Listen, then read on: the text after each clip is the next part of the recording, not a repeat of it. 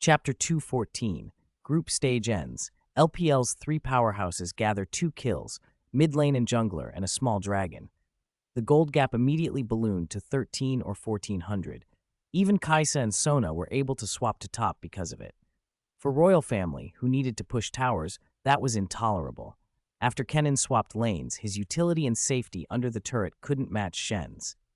With the dragon taken, the purple side only needed to wait for Shen's ultimate to come off cooldown. With Fox and Vi's mid-jungle coordination coming next, no one on Royal Family could hold against that kind of offensive pressure. Fortunately, Royal Family had been scolded enough in the LPL to learn from it. They had ways to handle this. Spider-Man didn't stubbornly tunnel on one lane like SKT's Benji had. He prioritized farming the jungle to get his Jarvan 4 to level 6 before Vuel's jungler. At 12 minutes, he coordinated with Shen Chao's proactive roam to mid and successfully killed Vuel's mid laner Fox. V, who came in later, was left behind by Tabe and couldn't turn the fight. 3 kills went to Royal Family, and the momentum swung back immediately. Uzi, stuck farming bottom alone, showed why he was feared. Facing Crocodile's double E-dash, he preemptively used his E to slow him, then laid down consecutive traps. Click, click, 2 traps triggered in a row. Even the English casters couldn't hide their astonishment. Jiang Ming, watching the match, was pleased with how the lane swap and pressure had paid off. A lot of people in the original timeline misunderstood Uzi's signature champions after only seeing highlights. Many assumed his best picks were Vayne, Lucian, or Kaisa. The truth was that Caitlyn made Uzi famous. His sense of attack range, his near-perfect trap placement, he exploited Caitlyn's strengths to an extreme. After being tempered by NXG's operational style and forced into internal competition in the LPL, Royal Family's approach changed too. They still ran a 4-protect-1 framework, but their tactical thinking shifted.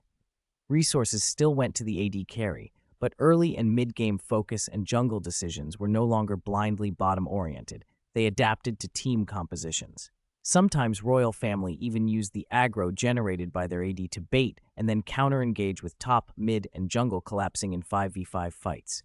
To old-timers, that sounded almost fantastical, not protecting Uzi, even using him as bait.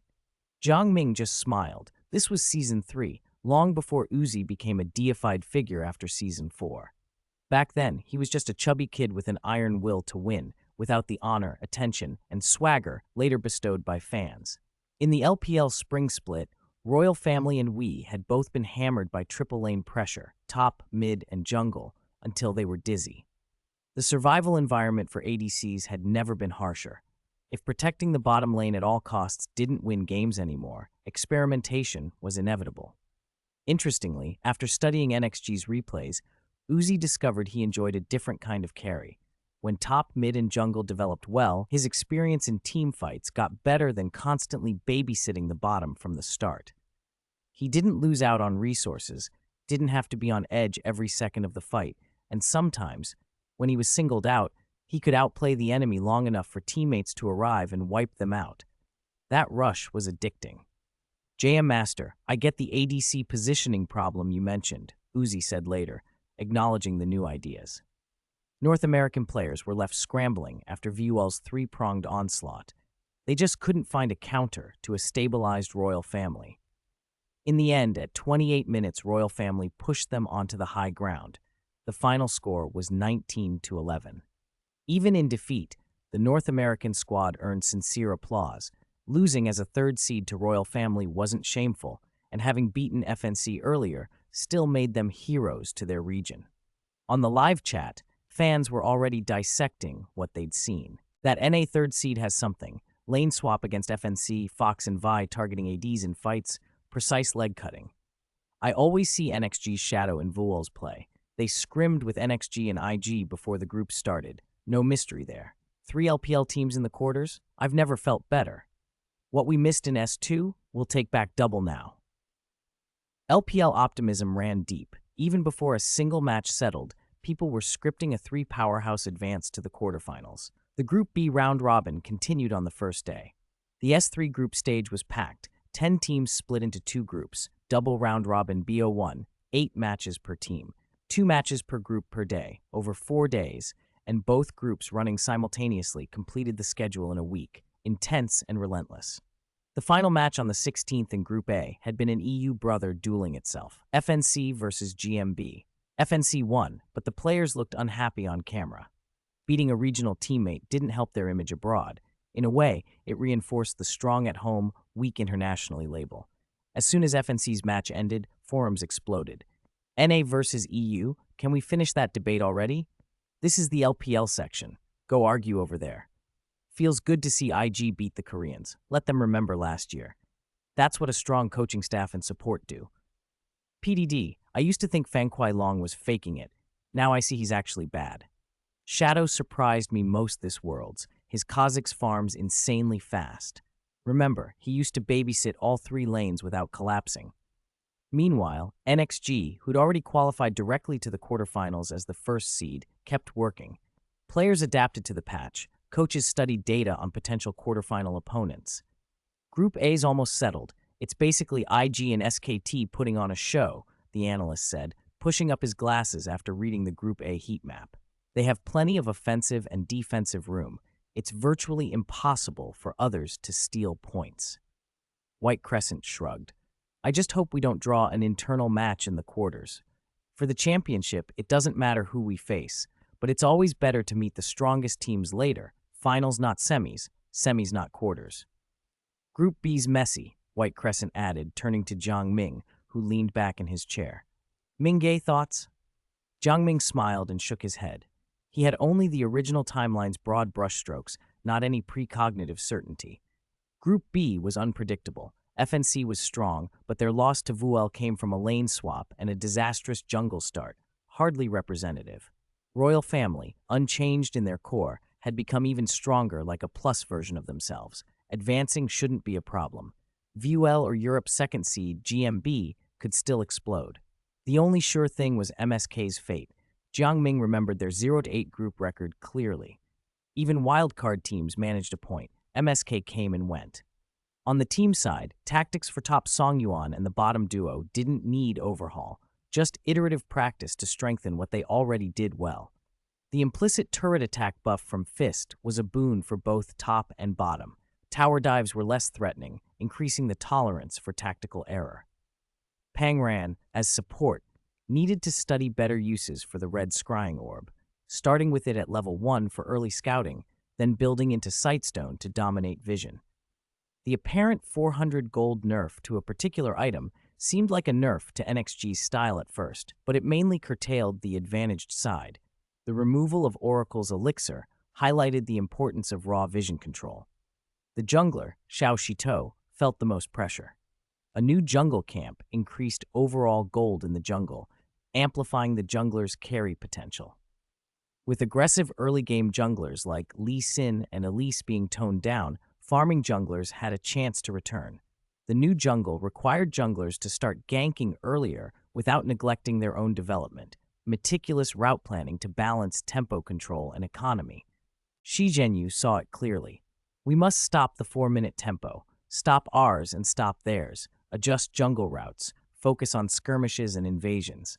He was even practicing on a North American Smurf, integrating coaching feedback.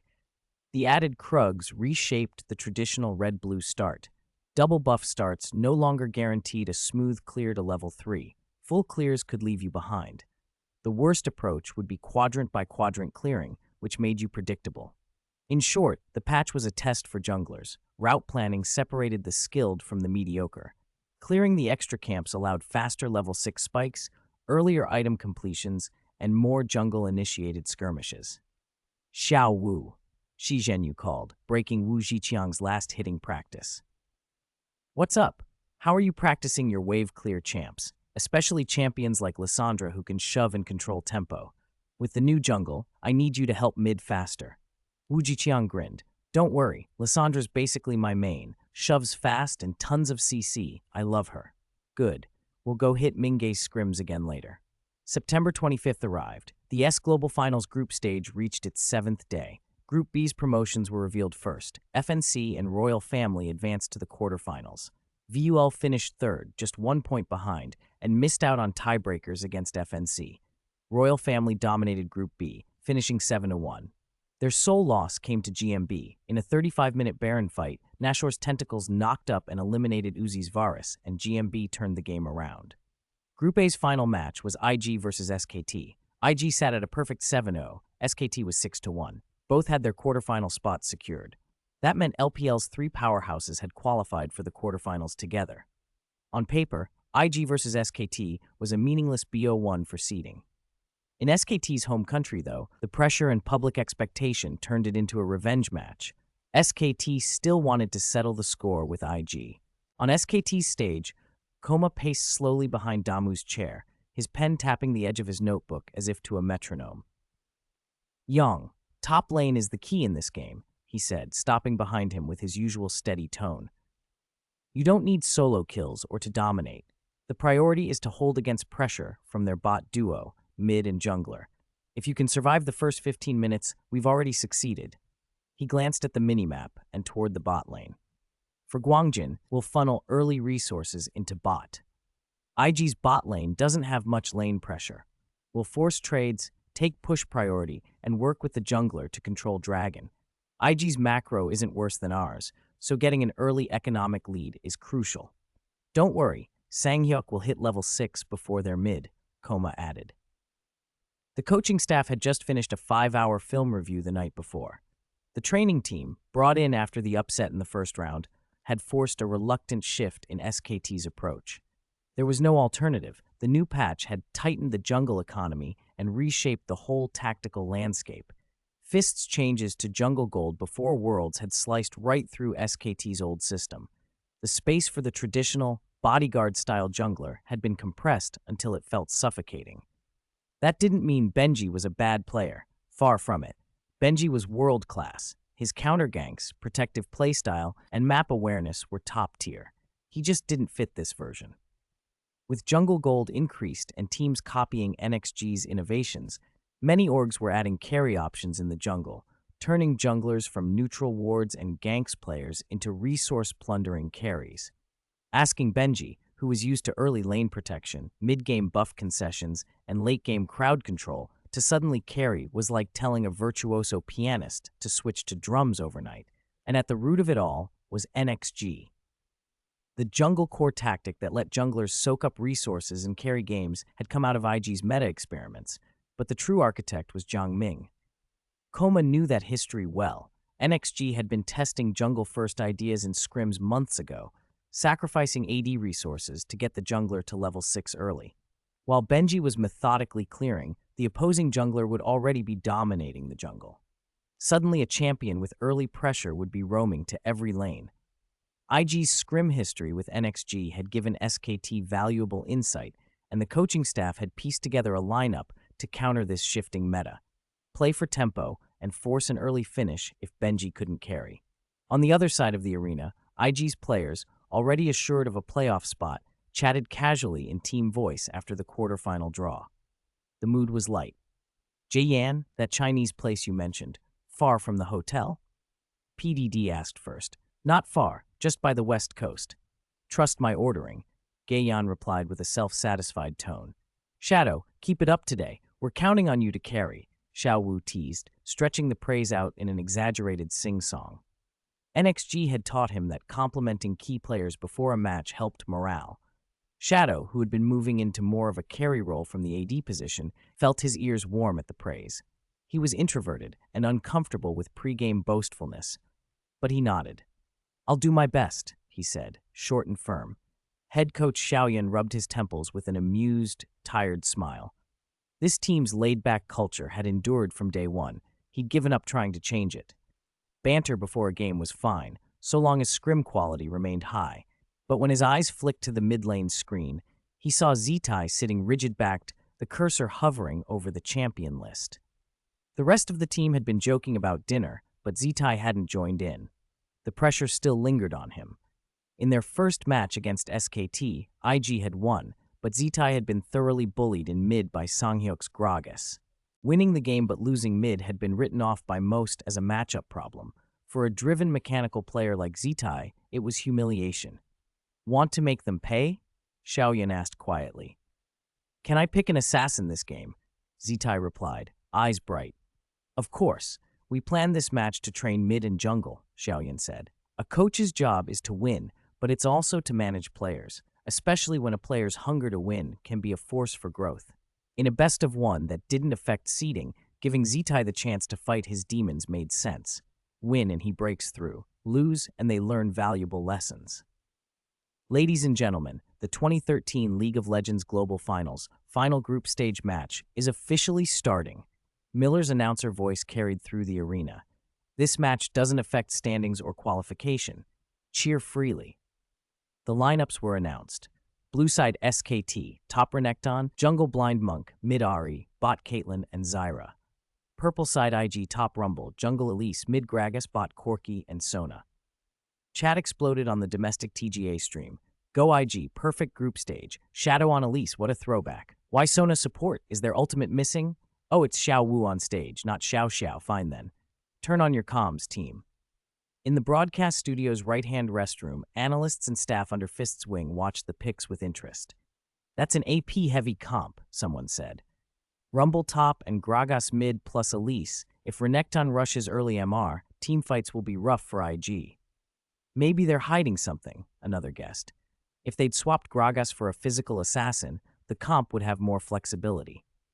The prevailing thought, IG wouldn't show everything in a match that didn't matter for qualification. SKT picking Blind Monk for Benji suggested they wanted a jungle champion who could compensate for positional weaknesses and help them force early fights.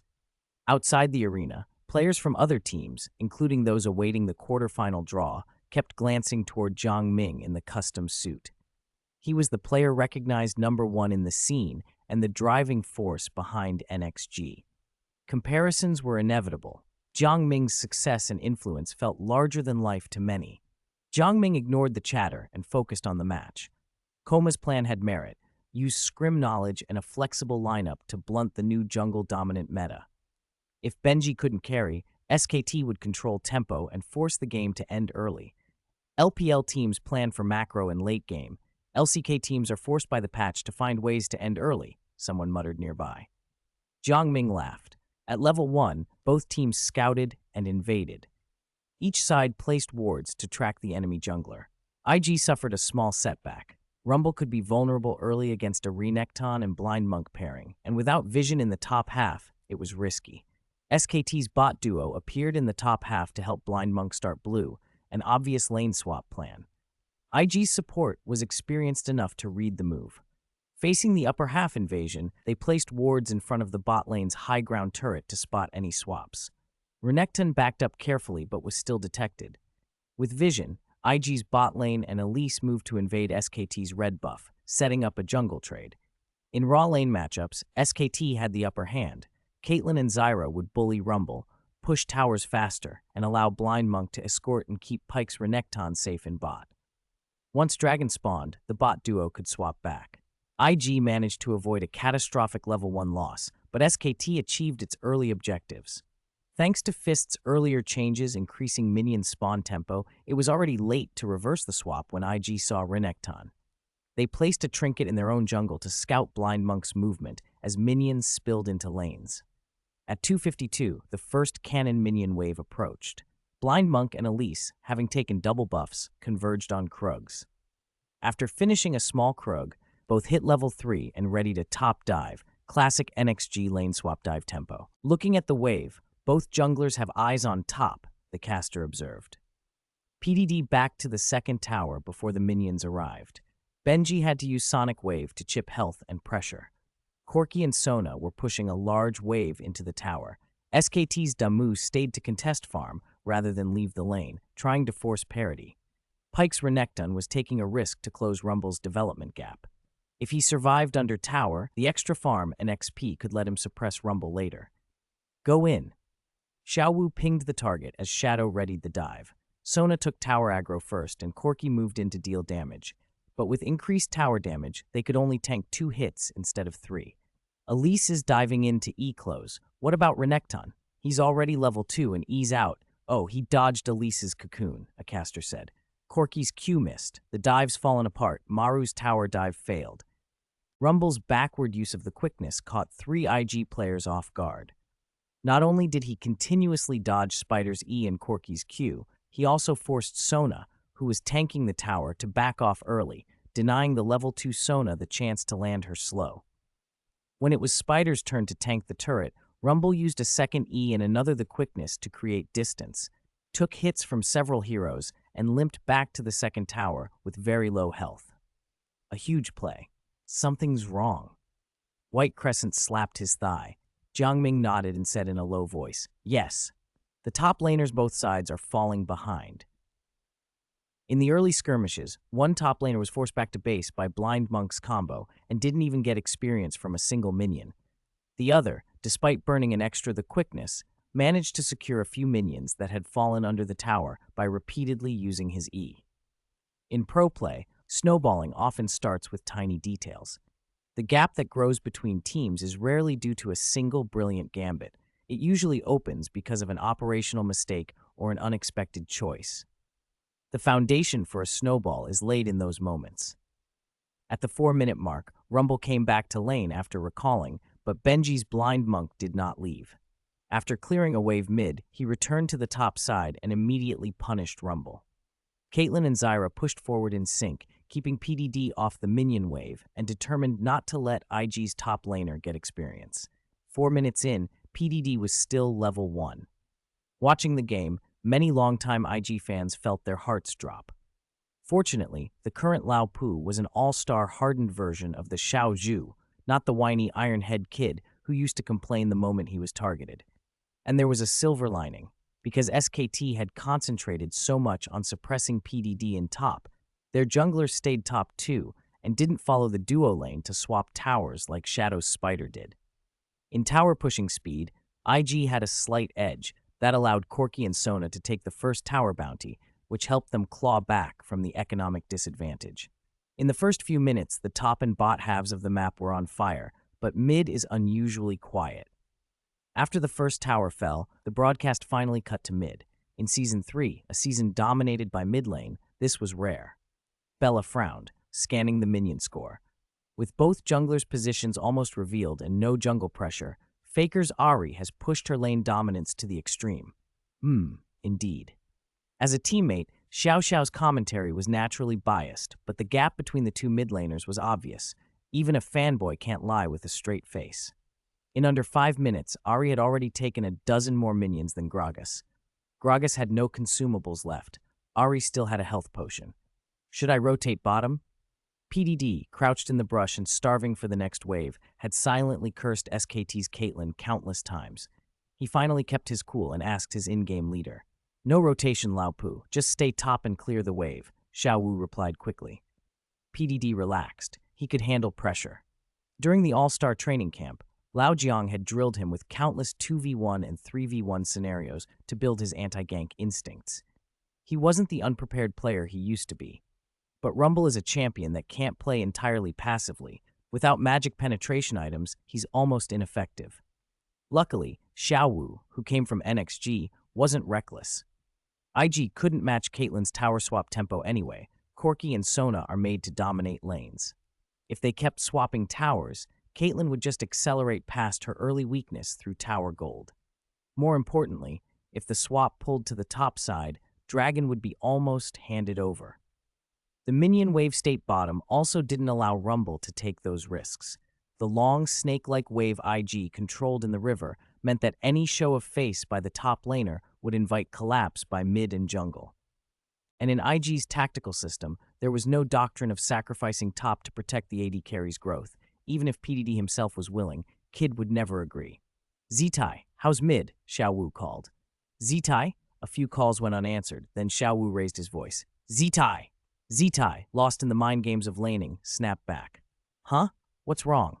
Keep a close eye on Ahri. Don't let her roam top and gank PDD." "Okay."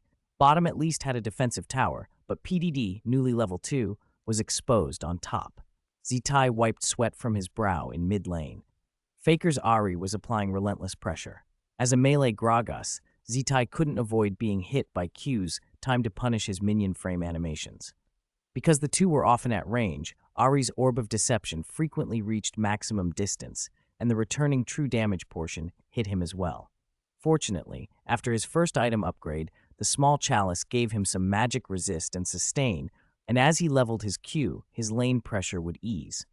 Zitai wasn't one to admit defeat. His chest burned with a competitive fire. They were all mechanical prodigies. If he couldn't outplay Faker's brainy style, he at least had to prove himself against the others. At 6 minutes, SKT made a different choice from IG. After pushing their bottom first tower, their Rumble didn't immediately swap top. Instead, he stayed to clear a large minion wave from Caitlyn before recalling. Rumble's wave froze in front of his second tower. To prevent their top laner from being left with nowhere to farm, Caitlyn deliberately gave up a little personal gold to buy time. During SKT's lane swap, Shadow cooperated with Gragas in mid to find an opening. Shadow, gradually adjusting to a resource-focused carry role, showed an unexpected, terrifying individual form. No one had expected that Shadow, once written off by IG fans as a dispensable, invisible player, would reveal such intense killing intent when he finally moved. Zhang Ming was pleased with the changes in the IG roster, especially in the jungle spot. Although Xiaowang Tongji had paid a corresponding price for the adjustment, the satisfaction of imparting knowledge and resolving doubts, of achieving self-realization beyond material reward, was deeply fulfilling. Uncovering the potential of a marginalized player who had been ordinary in the original timeline better reflected his value as a discerning mentor than discovering a naturally extraordinary talent. The visible Shadow was not something to be ignored. He wasn't a void, he was omnipresent, a jungler king who could make opponents tremble. Working together, Shadow and Zitai used Ignite to chunk down Ahri and forced out a critical theft the quickness. Oh, what a pity. The 3 LPL commentators wrung their hands. If Zitai's ultimate had been a little farther forward to pull Ahri back, there would have been a chance to kill her. You can only say Faker's reaction speed is too fast. Shadow and Zitai still wanted to chase, but Ahri escaped under tower with her 3-stage ultimate and Benji was there. No follow-up was possible. When something happens in mid, Benji, an early pioneer of the Cao style jungler, has terrifying support speed. Within 1,500 units, saying he's on call isn't an exaggeration. Missing the first engage effectively means no further pursuit. The final group stage match of Season 3 felt strange to many pros. Neither side unveiled any particularly exotic tactics, yet the level of play on stage was so intense you'd think it was the grand finals. At 7.5 minutes, Benji played reverse psychology. With Ahri lacking the quickness and a dragon fight unlikely, he abandoned the dragon objective bottom and went top to assist in ganking.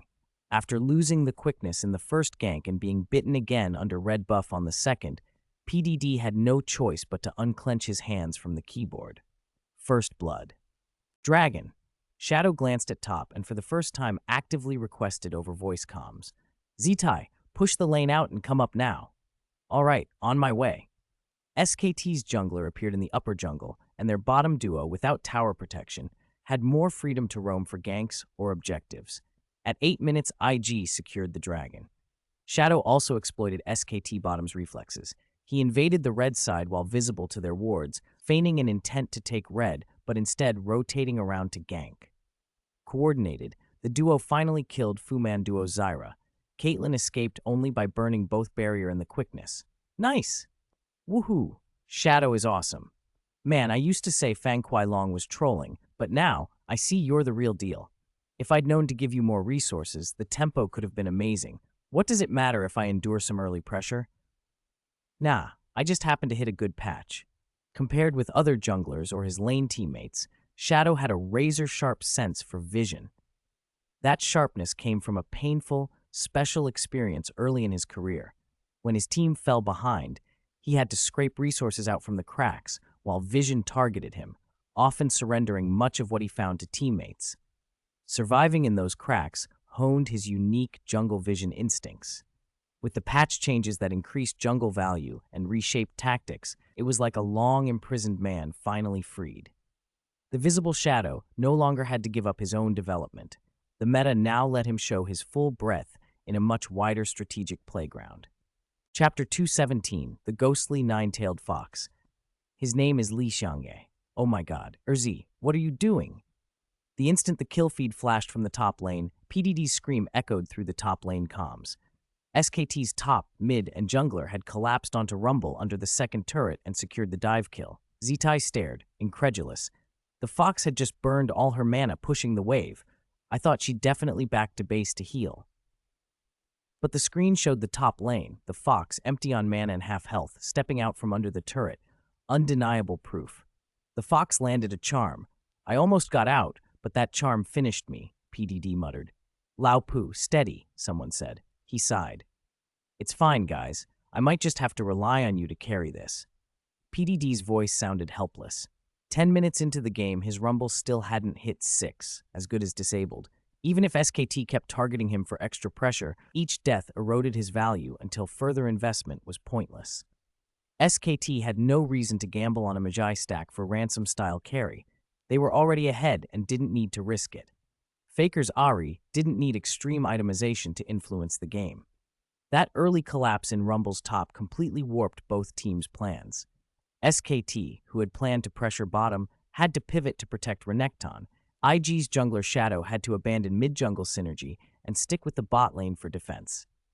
At 15 minutes, SKT's top, mid, and jungler invaded Shadow's red buff. Seeing the mid and jungler leave, IG's bottom lane initiated. Xiao Wu's Sona used the quickness and her ultimate to lock down Fu Manduo's Zyra. With Sheen and Phage completed, Kid's Corki burst Zyra down. But Zyra's death rattle still hit Corki. Kid hesitated, greedily not using the quickness to dodge the lingering CC. With the outer turret gone, Jurang knew he couldn't escape and fought in place, landing Zyra's knockup and planting 2 seed traps under Corki's feet. Bang! Bang! Gunfire! Man down! IG Kid killed SKT Pumandu. SKT Piglet killed IG Kid. IG5 killed SKT Piglet. A 1-for-2 trade, a small gain for the bottom lane. As that fight folded, the director cut back to the top. Up on the map, SKT pulled a wait for the rabbit play. The spider who tried to relieve pressure for Rumble got baited and became their target. Xiao Xiao, on the desk, looked like he wanted to jump into the game to warn Shadow. Bella took over. The Fox is here to support. This wave, Zitai's Gragas is right at the high ground turret. What about this 3v3? PDD's Rumble is excellent at heat management. They couldn't win. Below the stage, Zhongming shook his head. In a straight 3v3, the purple side was at a complete disadvantage. Demu's Renekton was itemizing Spirit Visage. Once that was finished, the damage of IG's top, mid, and jungler, all heavy AP, would be severely reduced. And PDD's Rumble was half broken, with only a Haunting Guise. There was no time for second-guessing. Shadow, ambushed, used Repel to stall, then fired a cocoon to CC the enemy's strongest damage dealer, Renekton, allowing Sonic Wave to land as he retreated. When Shadow dove behind his teammates, he transformed into a beast and lunged at the blind monk for one last struggle. A white spiderweb flew out. Renekton froze. Blind monk's kick killed Shadow's spider. Benji is already low. Can Zitai get close enough to finish him? Wah! That ultimate! The Fox predicted the first dash of her ult and dodged Gragas's explosive cask. Unlike the LPL desk's passionate shouting, the European and American commentators kept a breathless intensity as the top mid-jungle clash reached its climax. Gragas launched his explosive cask, but it slammed into Renekton, who, with his ultimate and stacked magic resist, was like a war god in the enclosed terrain. Crucially, Benji hopped a ward slowly and made it over the wall to safety. Don't we have a telepathic connection? Zitai complained, about to E over the wall to continue the chase when a pink ward obstructed him. Bang! White meat, dark meat, it's all good meat. Ha! Ignoring healthy Gragas, Damu used the quickness and red fury to shred Rumble. Faker saw the opening and used his second R to close on PDD. The two collapsed on the flame-spewing Rumble and executed another kill. PDD's score now read 0 kills, 3 deaths. This Renekton is unstoppable. One Spirit Visage negates half of your AP team's damage output. It's hilarious. Gragas' ult did a couple hundred, and Renekton just Q-healed it back.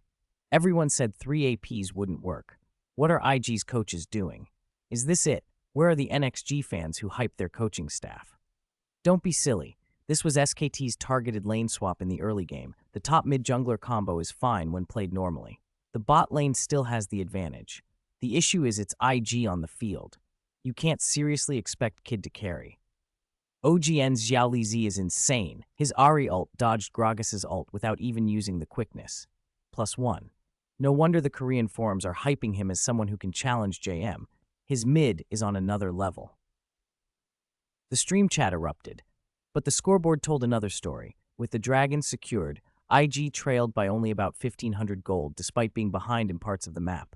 The real problem was PDD's stalled rumble, and IG's economy was overly concentrated on Kids Corki. The viewers were right. You couldn't realistically expect their AD to carry from that position. IG's road to this tournament had leaned heavily on early aggression from top mid-jungle and a safe, solid bot lane, essentially using the AD as a straight DPS tool in teamfights. Asking Corki to lead the comeback was a stretch. As time ticked on, Kid failed to live up to the expectations. At 17 minutes, during a skirmish for the small dragon, PDD's perfect ultimate overheated 4 SKT members, and IG immediately burst down SKT's jungler and support. But Renekton, with Spirit Visage and items, chased down both carries and kept them from securing the dragon. In the end, the objective remained contested, and IG lost their outer bot first tower. At 19 minutes, both teams converged on Dragon Pit again.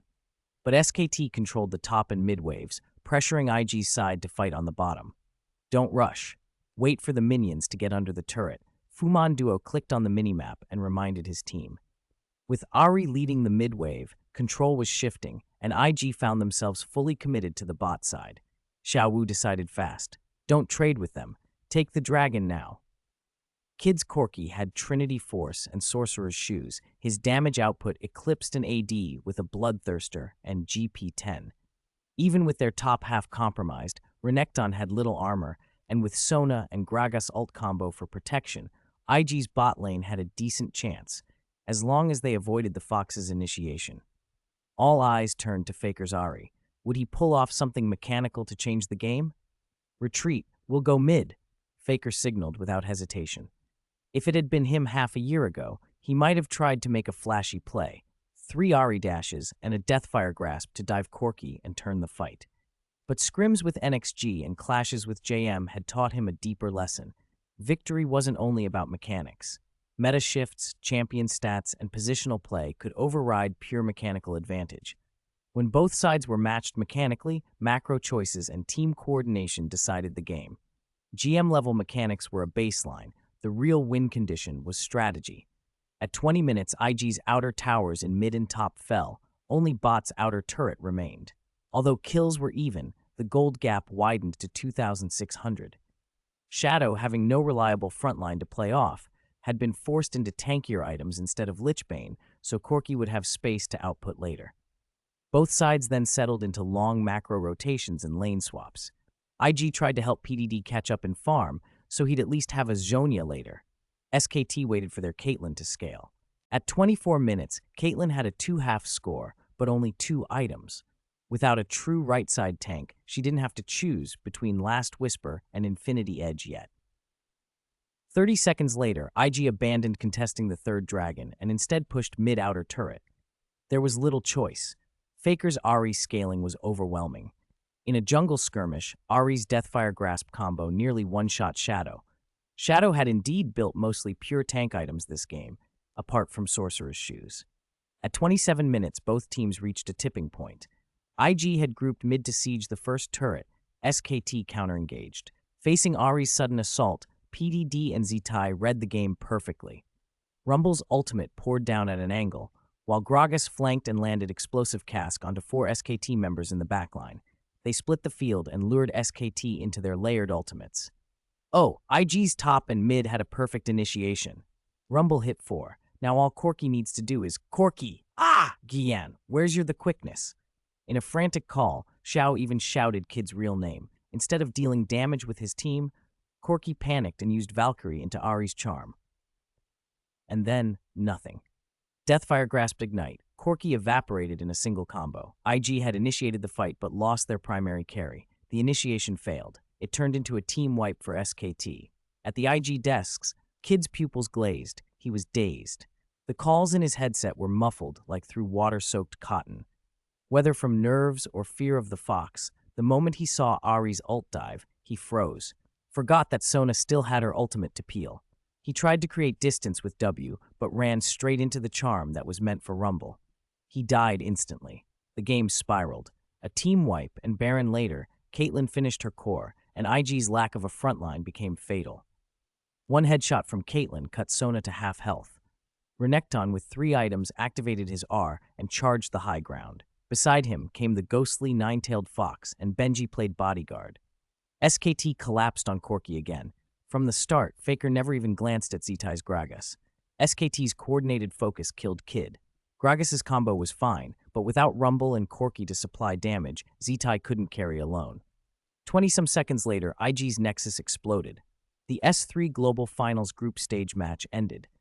In Group A, IG and SKT had drawn 1-1 and both advanced. At the IG table, Kid finally came to himself. His eardrums were red from his earbuds. He sat with his eyes heavy, incapable of looking up and inviting even the smallest sliver of blame from his teammates. He hadn't meant to die like that. The Fox's charm had always landed where his W would take him. The top mid-jungle had been diving him. He couldn't survive. But none of that mattered now. Around him, his teammates were already standing, putting hands on shoulders. PDD stood up and patted Shadow's visible shoulder, urging him to rise and shake hands with the victors. Shadow took a long breath, pulled off his headset, and said, "Sorry." Chapter 218, The Pilot, Kid. Everyone watching S3 knew it. Saint Knight, IG's new manager, could cross the stage in a flash, far faster than Xiao Yan, who was still clutching his tactic notebook. You only had to look at the black blur that shot to the center of the purple side stage after the IG-SKT match ended. But the attention wasn't fully on Kid, who'd crashed into the scene like a Valkyrie. It was split because the other half of the Double C was breaking everyone's hearts. Long after the game ended, Zetai was still hunched in his chair, forehead on the table, motionless. Saint Knight hurried to his side, speaking quietly as he pulled him up. When people noticed Zetai's reddened eyes, both the live audience and viewers online came to the same conclusion. His heart had been shattered. Before the game, he'd confidently challenged a rematch, but his Gragas had been outclassed in team utility by SKT's Ahri. It felt like roles had been reversed. As soon as the group stage finished, the TGA livestream and every forum erupted with debate over IG's loss to SKT. "Coach, come out and take your beating." Was 3AP really a human-chosen lineup? I don't think it was the coach's fault. You saw the Dragon Pit fight. Renekton had no armor, and Corki was so free that SKT didn't even need to dive properly. My heart goes out to Zetai. He barely made mistakes all game, then one death at high ground and it was over. Heartache? Come on. Being incompetent isn't cute. Barely made mistakes might mean he didn't do anything. Ahri completely bullied him. She even roamed top and he did nothing. Gragas is a nuclear bomb in JM's hands, but a mess in Zetai's. To be fair, SKT's new mid is really strong. Ahri was sick. The biggest blame is bottom. Kidwing onto Ahri's face. Does he even have hands? Once is fine, but in team fights he's always the target. Ban the pilot in draft? Crash on takeoff? Riled LPL fans littered streams and threads with rage. Some creative ones made emoji packs titled League of Legends 2013 Global Finals, SKT vs IG Best Pilot. The banner was bold red, and the Corki plane had Kid's face in the cockpit, hearts for Ahri on his goggles, his hands making peace signs. Zetai dangled from the plane's tail, crying. The plane, drawn diving with flames on the wings, had a caption on the side. "Zetai, is my piloting acceptable? Too bad I can't use real people. There are emoji packs already?" Legendary creative talent, OP. Ha ha ha. Pilot no problem. Useless Kid just made his teammates cry. It's a masterpiece. Missing PDD's Rumble. Those flames should have been Rumble's work. Can we not insult players just for one loss? Don't be soft. You know how Kid played in the group stage. He couldn't even play safe, and when more than half of the team's damage depended on his Corki, he threw it away in 2 decisive fights. The single image post rocketed to the front page of the Lowell Baidu Tiba. Moderators, eager to ride the wave, pinned it for maximum traffic. After All-Star, global Lowell events had gone viral. SKT, a top OGN seed and summer champion, and IG, a long-standing powerhouse from the LPL's early days, naturally drew massive attention. People dissected lane swap strategies, marveled at Faker's unpredictable Ahri assassinations, and everyone wondered what fireworks Faker and JM might light up in the quarters. Korean fans split between Faker is invincible chants and sober bracket math about avoiding Samsung or delaying matchups with NXG. Meanwhile, 80% of the posts at least focused on Kid's Corky. He'd been the team's main damage source and made game-losing mistakes in 2 critical fights. The outrage spilled over to IG's official Weibo, bypassing firewalls to demand explanations. In NXG's rest area, Xu Jing poked his neighbor with an elbow and lowered his voice. Xiaowu, if we end up against KT later, you won't go charging in like Erzi, will you? Wu Jichang didn't look up from Tiba. His reply was muffled and firm. No. How sure are you? Absolutely not. Wu never intended to be flashy. He knew his limits. Hold his lane, not get pushed out of experience range, time side roams correctly. That was his style. Turning fights with risky plays had never been part of it. He'd seen too many talented players. Zitai from IG, who could DJ with his left hand and play Zed with his right, was a textbook prodigy. Even Mingay praised smart, hardworking talent, but against someone like Faker, those geniuses were only entry-level competition. Strip away experience differences, and even Mingay would be hard-pressed to dominate. At best, it'd be a 55-45 fight. He didn't like admitting it, but it was the truth. Over in IG's booth, the coach walked the team through the game. The manager didn't scold Kid, not because Kid had somehow saved them from an atomic bomb, but because piling on criticism would only break the players' mentality. Excessive scolding could make them freeze in future games, unable to execute even simple skills or ultimates. Finding issues during a relatively harmless group stage match was better than breaking the team's confidence just before knockouts. After 10 minutes, the FIS staff tidied the studio. The next segment was the quarterfinal draw. The S3 quarterfinal draw rules were unusual. Each of the 4 seeded teams took a designated spot and wouldn't face another seed in the quarters. The seeds were placed so that Orange Bears and Samsung occupied the upper bracket, while C9 and NXG were in the lower draw. When that bracket format went public, North American forums nearly exploded. TSM and Team Vulcan had already crashed out in the round of 16, leaving only C9 as host hope, and now Fist had put them in the same half as NXG, the tournament favorite. Fans cried foul. Are they treating us like a small country? Meanwhile, other regions taunted NA mercilessly.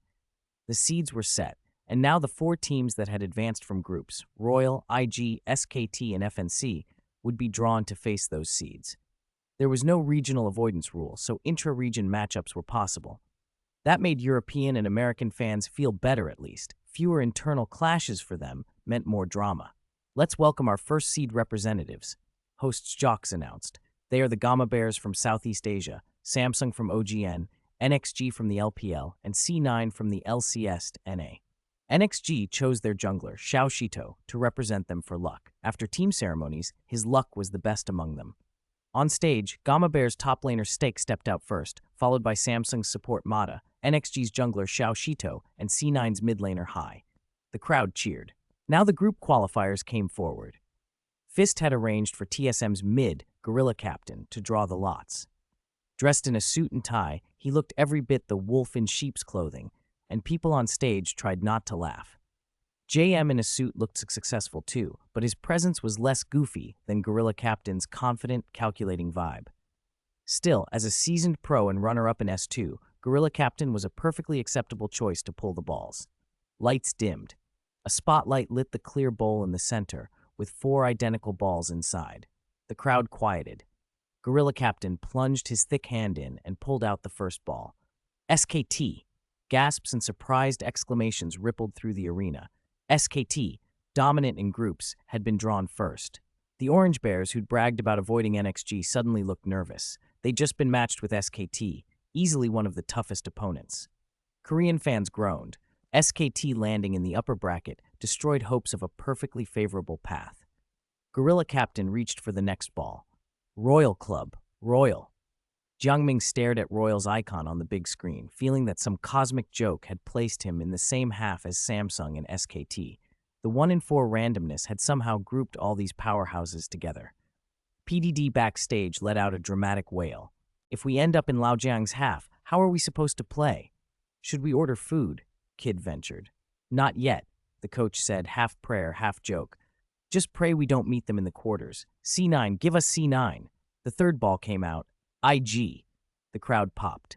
With that draw, Gorilla Captain had set up IG's quarterfinal opponent, C9, in the lower bracket.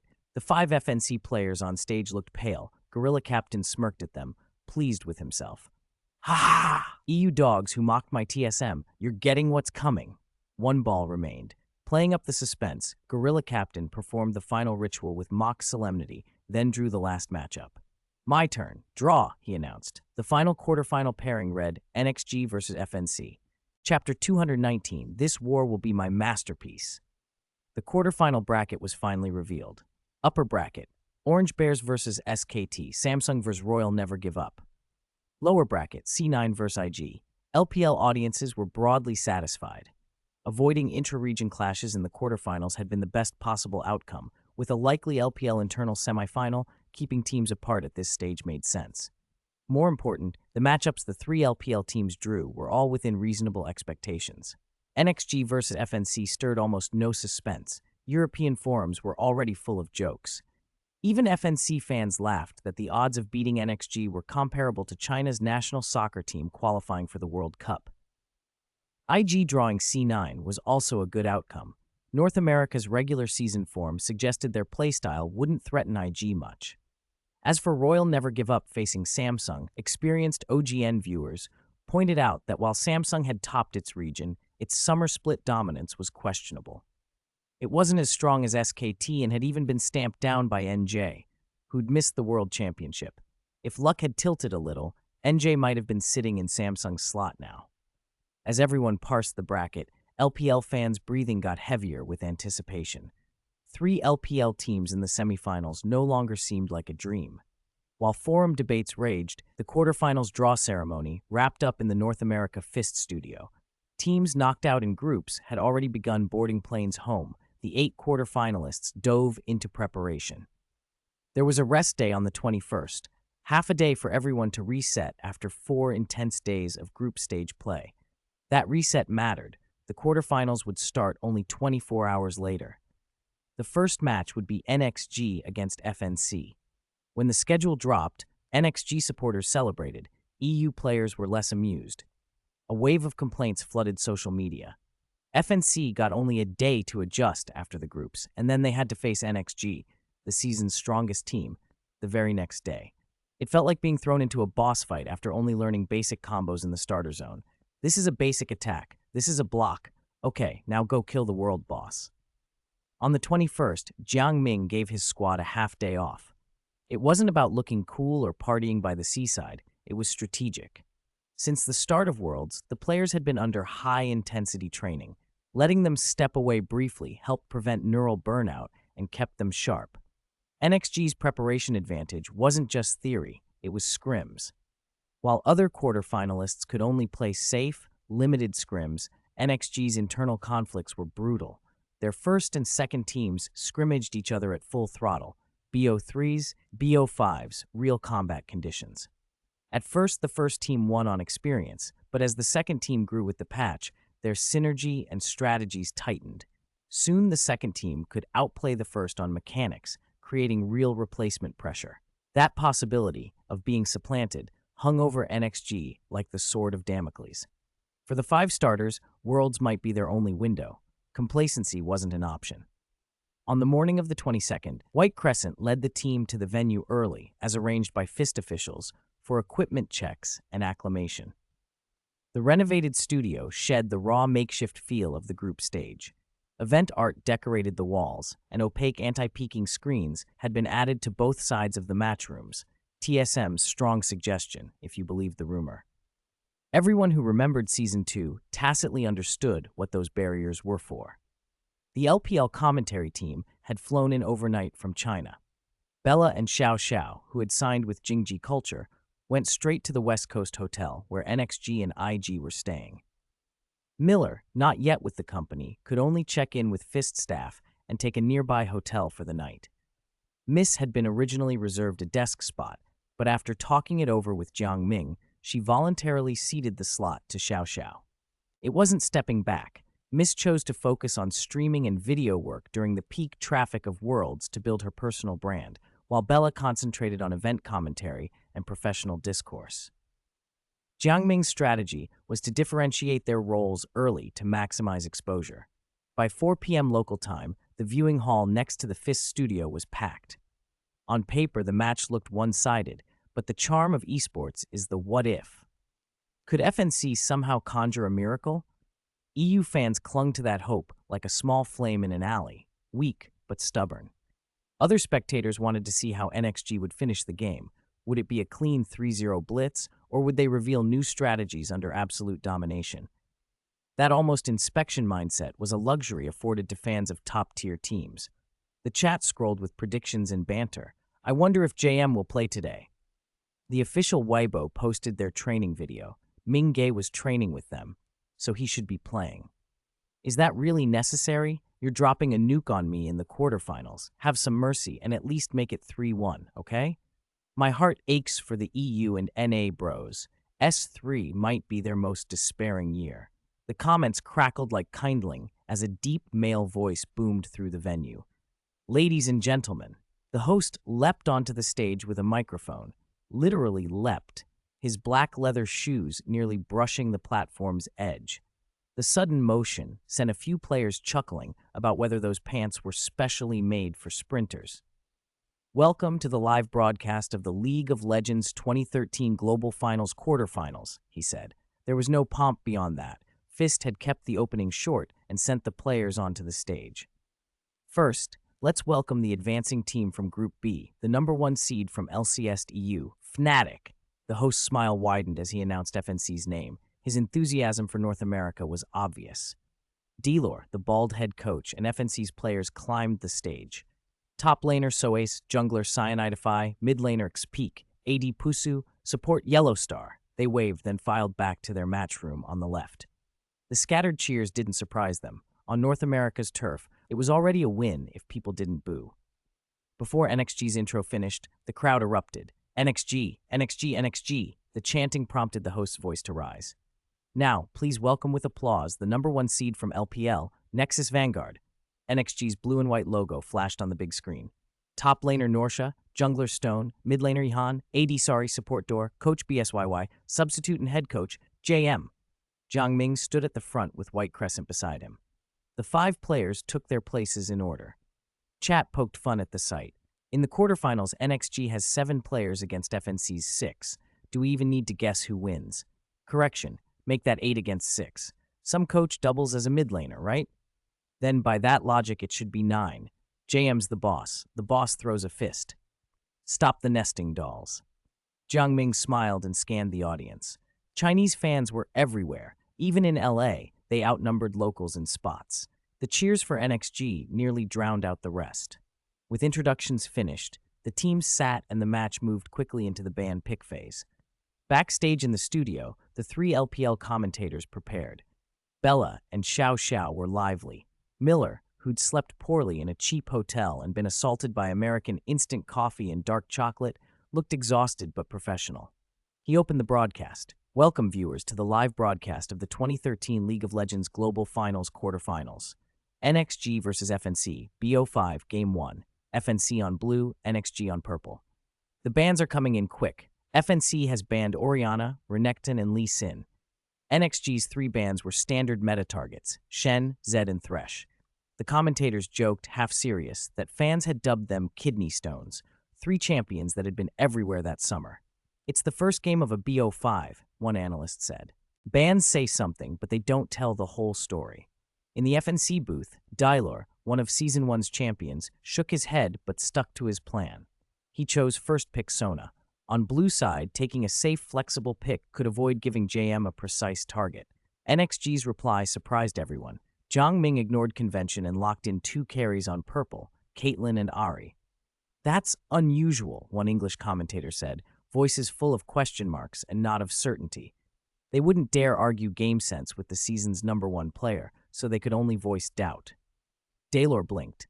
Is he going for a Vi Ahri jungle mid-combo to support Caitlyn's tower pressure play? He wondered. His own jungler, Cyanidify, didn't have high Caitlyn proficiency at that moment, which complicated counter options. Time ticked on. Daylor chose caution over risky hero snipes. FNC's second pick answered with Corki. Third pick Elise. The Corki-Sona pairing had shown lane dominance and poke potential in other matches. NXG's third pick was Zyra, a solid pick to control bot lane space. As the final pick phase tightened, fans expected more standard moves. At the last second, a dark red champion portrait flashed on the screen. This war will be my masterpiece. Chapter 187. FNC is overthinking it. Oh, Aatrox. NXG isn't wasting words. They're going straight for a 2-on-1. This war will be my masterpiece. Darken Blade Aatrox. To be precise, it was the original Aatrox. Passive, Bloodwell. Aatrox can charge the Bloodwell by using abilities, storing health that converts into attack speed, and the ability to resurrect. When taking fatal damage, he pulls stored health from the Bloodwell to resurrect. The health on resurrection is proportional to the stored amount, and for every 2% health stored, attack speed increases by 1%. Resurrection cooldown, 5 minutes. His Q, Dark Flight, is a forward leap that knocks up enemies at the center. His W, Bloodthirst Blood Price, is his signature damage tool. Part of it heals across 3 hits, and the third hit deals bonus damage. Riot's designers do like the number 3. His E, Blades of Torment, simply sends a blade wave in a direction, dealing damage and applying a 40% slow. Lastly, his ultimate, Massacre, deals magic damage on activation to surrounding enemies, while massively increasing Aatrox's attack speed and attack range. From one point of view, the old Aatrox, endlessly auto-attacking and charging into crowds to rip them apart, fit his name perfectly. After his 2018 rework, his pick rate rose in solo queue and pro play, but he also became more of a brawler. In late 2017, Riot made a minor tweak that required manual control of his resurrection. That version had been Jiang Ming's favorite. FNC's members tensed when NXG locked in Aatrox in the 4th pick. Heroes outside their scouting intel are the hardest to handle. "What are you doing, NXG? You're the favorites. Why are you showing your hand first?" someone muttered. Aatrox can be top or jungle, and in unusual matchups, even mid. You throw down a flexible pick like that in Game 1 of the quarterfinals, who plays poker by revealing a royal flush right away? Another player fumed. "What should I pick, coach? Zac for top?" Soazi asked proactively. Dylor shook his head. "Pick Rumble. If Aatrox goes top, Rumble can bully his health down. Aatrox's early cooldowns are long, and to get W's healing, he has to commit to auto-attacking minions. Before lifesteal items, he's vulnerable to Rumble's harassment. If they can keep Aatrox down, Elise's tower diving strength gives them plenty of ganking opportunities. Aatrox jungle isn't a nightmare either. Elise is a jungle monster, and they would have the edge in early skirmishes. Picking Rumble to control the lane also gives the jungler better freedom to invade. As a former professional coach, Dylor was excellent at reading opponents with data and deduction, finding the breaking point in an opponent's logic. Except for the unknown top pick, FNC saw no obvious weaknesses in the other 4 lanes. Normally X-Peak, I'd have you on Gragas or Orianna, but NXG's comp is too solid. I need you to be a disruptive assassin, Dylor told his mid laner. NXG's breakpoint was mid. We need someone who can rip open their weak spot, Dylor added. Talon, Fizz, or LeBlanc, XPK pondered. Flattered by the coach's confidence, XPK grinned and floated through options from his pool. Fizz! Fizz is a sensible blind pick into long-range matchups like Caitlyn and Ahri. His mobility and playstyle lower the risk of getting poked down. As FNC locked in Rumble and Fizz with their 4th and 5th picks, NXG's bench, Song Yuan and Xu Jing, chuckled. Changzi, FNC isn't giving you respect, huh? Can you deal with this? Picking Fizz into a long-range Ahri telegraphed mid as the intended point of attack. Jiang Ming didn't immediately butt into the bench conversation. He wanted to see how Yihan would react. Yihan, the Ahri player, just clicked his tongue and calmly adjusted a rune page optimized for Ahri versus Fizz in lane. Status is earned. Arguing looks like whining. The whole scene made clear who the real disciple of Mingay was. JM's game sense and decisions were universally respected, and of all players, who had the closest access to his experience. After the pick ban exchange, Jiang Ming finalized NXG's top pick, Heart of the Tempest himself, Kennen. With Kennen confirmed up top, both teams' compositions were set. On the broadcast overlay, the blue and purple sides lit up. Blue, FNC, top Rumble, jungle Elise, mid Fizz, bot Corki plus Sona. Purple, Enek top Kennen, jungle Aatrox, mid Ahri, bot Caitlyn plus Zyra. As the crowd's NXG cheers rose and fell, Jiang Ming paused on his way backstage and, for a moment that surprised the livestream audience, extended his hand to Daylor. The handshake was small but meaningful, a courtesy between head coaches that many regional teams had skipped, now restored on the big stage. Daylor, after a beat of surprise, took his hand. "Perfect BP," he said aloud. Only Daylor knew how much of a challenge he'd just been offered by Jiang Ming's picks.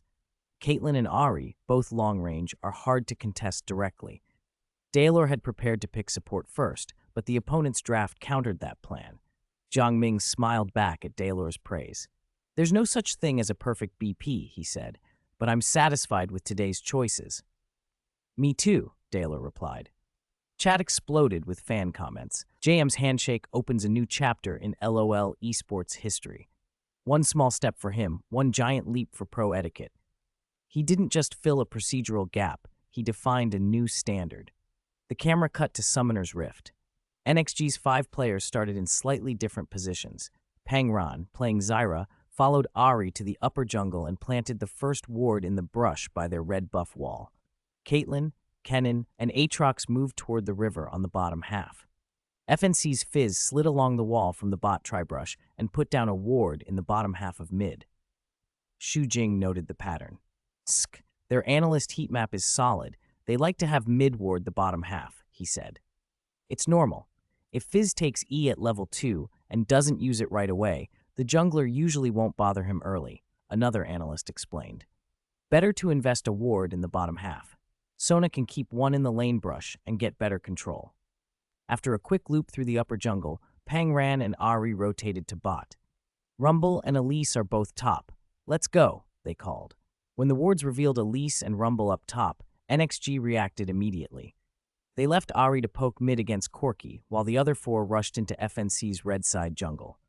Just as Daylor had anticipated, Aatrox, whether top or jungle, couldn't face Rumble and Elise head-on early.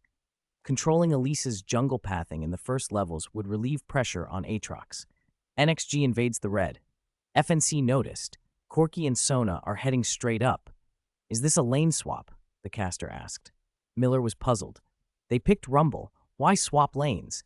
Xiao Xiao guessed. "Maybe FNC's coach thinks they won't win a normal bot versus bot matchup, so they're swapping. Their duo heading straight to red suggests they prepared this." Luckily, NXG's warding is excellent. "They caught the movement immediately," another voice said. "Minions are already in lane. It's too late for the duo to rush top with the first wave. NXG has to accept the swap." But look, Norsha's lane swap experience shows he didn't push out on the first wave. He learned E and cleared a camp of golems first. NXG didn't mind the lane swap. Caitlyn and Zyra could handle dragon control in bot side, and Aatrox's passive made him no worse than Elise at diving towers. In terms of tower dive mechanics, they even had the edge.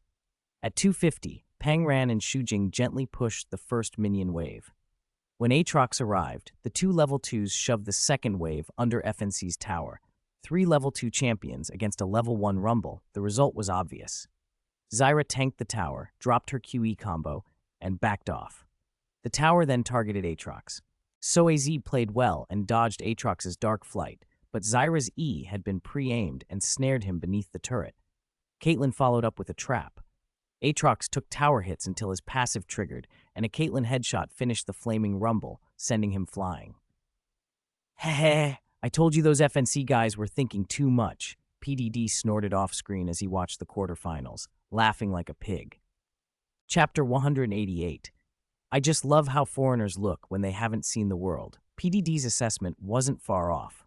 Picking Rumble meant committing him to a lane, short range, no displacement, heavily dependent on levels and items. If he swapped lanes, half of his usefulness would be gutted. If they were going to change lanes, why not pick a different champion? The director cut to FNC's backstage. Daylor stood with his arms crossed, his bald head shining under the lights. Apart from a faint furrow between his brows, he made no unnecessary movements, revealing nothing of what he was thinking. With the match underway, nobody could tell what had been said during the pregame BP. After a bottom lane disaster, Song Yuan popped back to base from top lane to spend his gold after clearing the Krugs. He glanced at the Spider Queen patrolling the jungle. She didn't look like she was leaving. Song Yuan healed up, then dove back into the jungle. "Stone, I'm taking your F4 camp, okay?" he called over voice chat. "No problem, take it," Shigenyu Stone replied.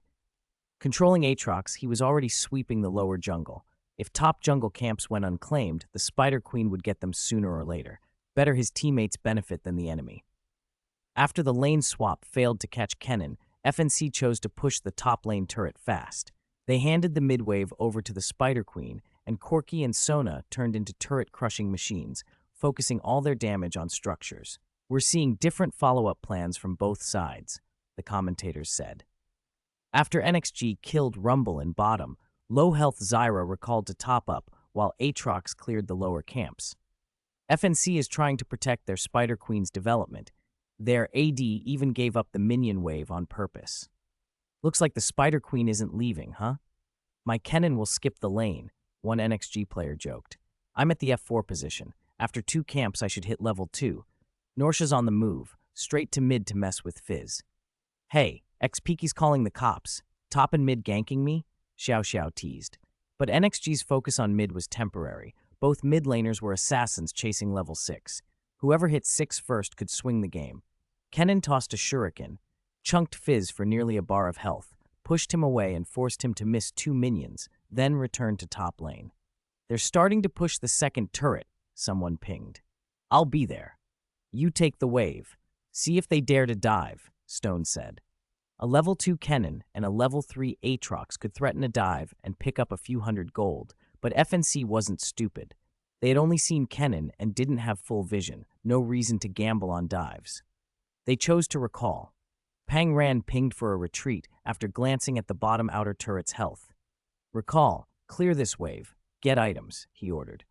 At 5.5 minutes, Xu Jing's Caitlyn left about 300 health on the turret for Corki and Sona, then recalled and built a vampiric scepter. Caitlyn sacrificed last hits to help Kennen's top lane get ahead. Meanwhile, in the unnoticed corners of the map, Yihan's Ahri in mid successfully shoved Fizz back to base once, thanks to Kennen's earlier interference. "He's missing minions. Stone, come mid to help me gank," Ahri called. "How many minions to 6? Stone glanced at Ahri's experience bar. 1, 6 minutes and 28 seconds. NXG's mid and jungle finally coordinated. Yihan positioned himself to bait out Fizz's dash. When Fizz turned to Q away, Ahri landed a charm. Aatrox strode out of the brush. Cornered, X-Peaky used his evasive ability to try to escape, but Ahri and Aatrox feinted a retreat, baiting him. At the moment, a blue melee minion died and the level ticked from 5 to 6. Ahri closed in and Aatrox used his gap closer to knock Fizz up. No escape. NXG Stone slayed FNC X-Peak. With mid dead, the Spider Queen was forced to take a minion wave. NXG's coordination wasn't finished. After the kill, Stone and Yehan pinged the bottom lane. 4-man dive, leave the support, Yihan ordered. Changzi's fired up. He's even calling plays now, someone laughed. Wu Jichang logged the low-health bottom turret. With mid down, the Spider Queen farming the wave and bottom turret low, they had a clear opening to expand the lead. In the LPL commentary booth, the casters brightened. FNC's duo lane noticed and are backing, but they might not make it in time, one said. Aatrox and Ahri flanked beautifully. Darken Blade followed by Charm. Continuous crowd control. Sona got popped instantly. Ahri picks up the 300 gold kill. The EU players in the arena groaned. Fans in the stream sighed. This was NXG's strength. Their plays weren't flashy lane-by-lane micro, but 1,000 small fundamentals that compounded into a tempo lead. It wasn't just the spectators who were shaken. Other pro teams watching the match felt the chill. Seeing FNC's game collapsing at 7 minutes made every rival take notice. Ahri, after killing Sona in bottom for gold, returned to mid and perfectly caught the minion wave Fizz had shoved into turret. Perfect timing, the English caster noted, explaining his phone calculations about wave timing. Yihan hadn't missed a single minion. The viewers' chat erupted with realization. At 9 minutes, Ahri had 82 CS, Kennen 67, Caitlyn 89. People finally understood how NXG had terrorized the LPL. They didn't have superstar mechanics, but their fundamentals were immaculate. A small CS gap now would turn into item leads later that would feel insurmountable. At 11 minutes, FNC found a sliver of opportunity. Using Zyra to control vision in the Dragon Pit, Sona landed her ultimate on Pangran and the Spider Queen, and Corki burst him down before reinforcements arrived. They finally get a pick. NXG's support is down, but FNC's hesitating about the dragon. They still need to take it. With NXG's CS advantage, FNC needs the gold, but NXG is nearby. Sona has no ultimate. If Atrox and Kennen coordinate, a 4-on-5 could go badly for FNC. NXG's 4 purple side players grouped at top speed. Kennen even recalled to buy Haunting Guys and sprinted back. Backstage, Jiang Ming nodded in satisfaction. The biggest difference between LPL-style and LCK-style operations was that NXG never feared fighting. They engaged with confidence, collapsing on windows of advantage and stretching them into structural leads. The game was tilting toward NXG, not because of flashy solo plays, but because their teamwork and minion control were relentless. The gold and map pressure accumulated like interest. FNC had to find a plan to stop the bleed. NXG needed only to keep executing. Chapter 189. Should I avoid his edge? The LCK's system revolves around discipline and teamwork. That tactical style, precise coordination, and minimizing mistakes has long dominated the region. But there is a downside. An overemphasis on safety and avoiding unnecessary fights can become a shackle, preventing a team from reaching its full potential. Against weaker regional opponents, a zero-mistake approach can crush them, e.g. in S6, SKT, and S9. But on the world stage, every team is a top-tier powerhouse. A purely conservative strategy stops creating advantages and gives opponents openings to punish hesitancy. When a team's individual skill isn't overwhelmingly superior, blindly playing safe only hands momentum to risk-takers, just like SKT and S9 against G2. Jiang Ming knew that. When he grafted an LCK-style operational framework onto NXG, he made sure to preserve the LPL's aggressive instincts. That combination was deliberate. It's just a 4-on-5. Your Sona's ult is down. Rumble and Fizz are half useless. Do I need to avoid his edge? The 5 FNC players hesitated facing NXG's regroup.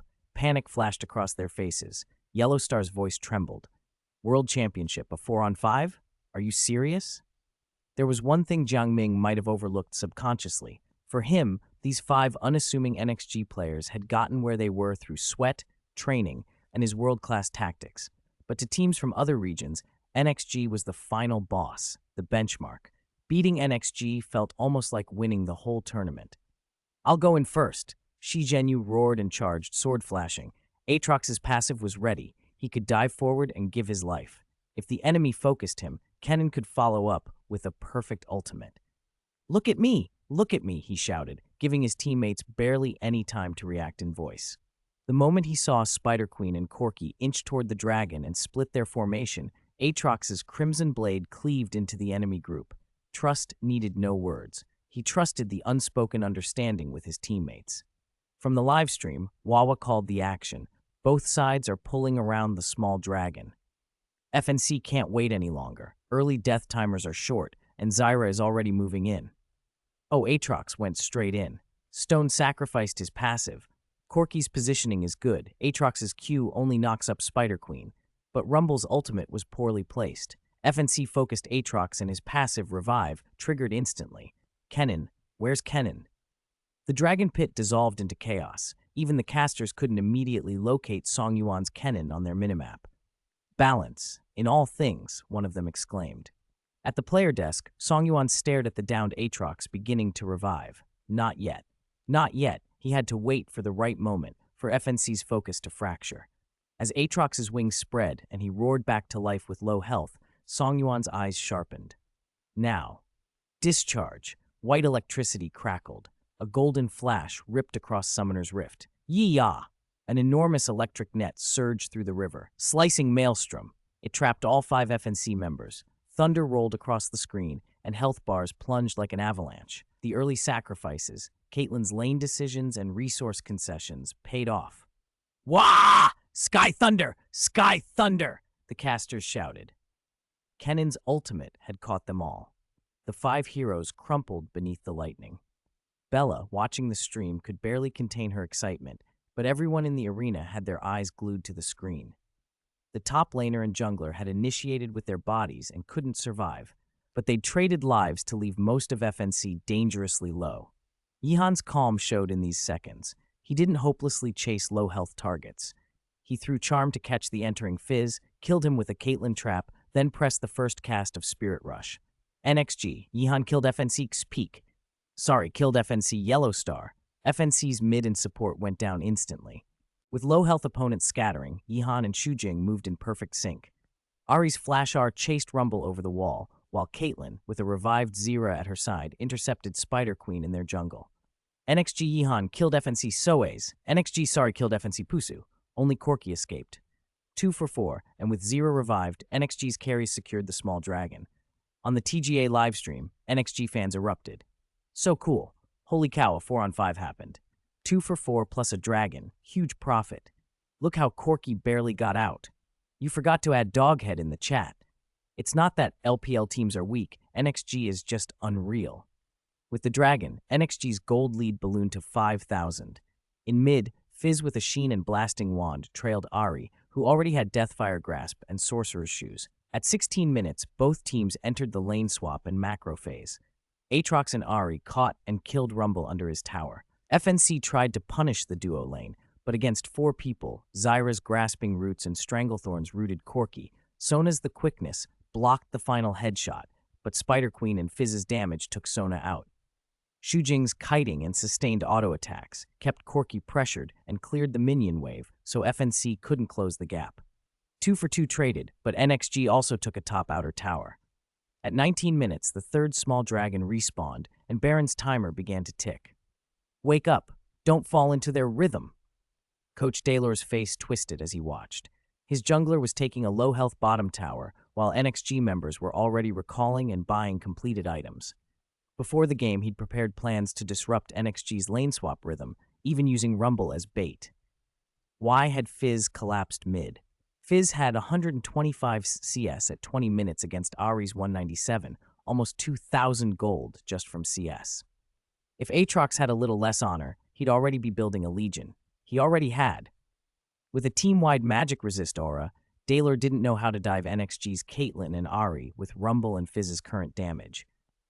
We noticed NXG Sari's Caitlyn builds differently from other world's bot laners, a caster observed. He builds a Vampiric Scepter early for sustain, then rushes Infinity Edge and Berserker's Greaves, and later Zeal into Static Shiv. It sacrifices some early durability for a faster damage spike, which is why NXG dared that 4-on-5 at Dragon. FNC, with Sona's abilities still on cooldown, didn't want to fight in the Dark River. They called Rumble over and traded their mid-outer tower for gold, a resource exchange their coaching staff had learned from JM's tutorials. NXG wouldn't concede mid. Songyuan's Kennen and Aatrox forced FNC's top, mid, and support near the river pit. FNC lost river vision, and Zyra came over the wall with a perfect grasping roots into Stranglethorns, rooting 3 people. Nice, the casters said as Xpeaky's Fizz was the first to be stripped of combat. Ares' Deathfire Grasp and full combo left full health Fizz at a sliver. If Zyra's crowd control hadn't slightly overlapped, he might have died before Playful Trickster could even finish. Fizz escaped, but Sona covering the rear was caught.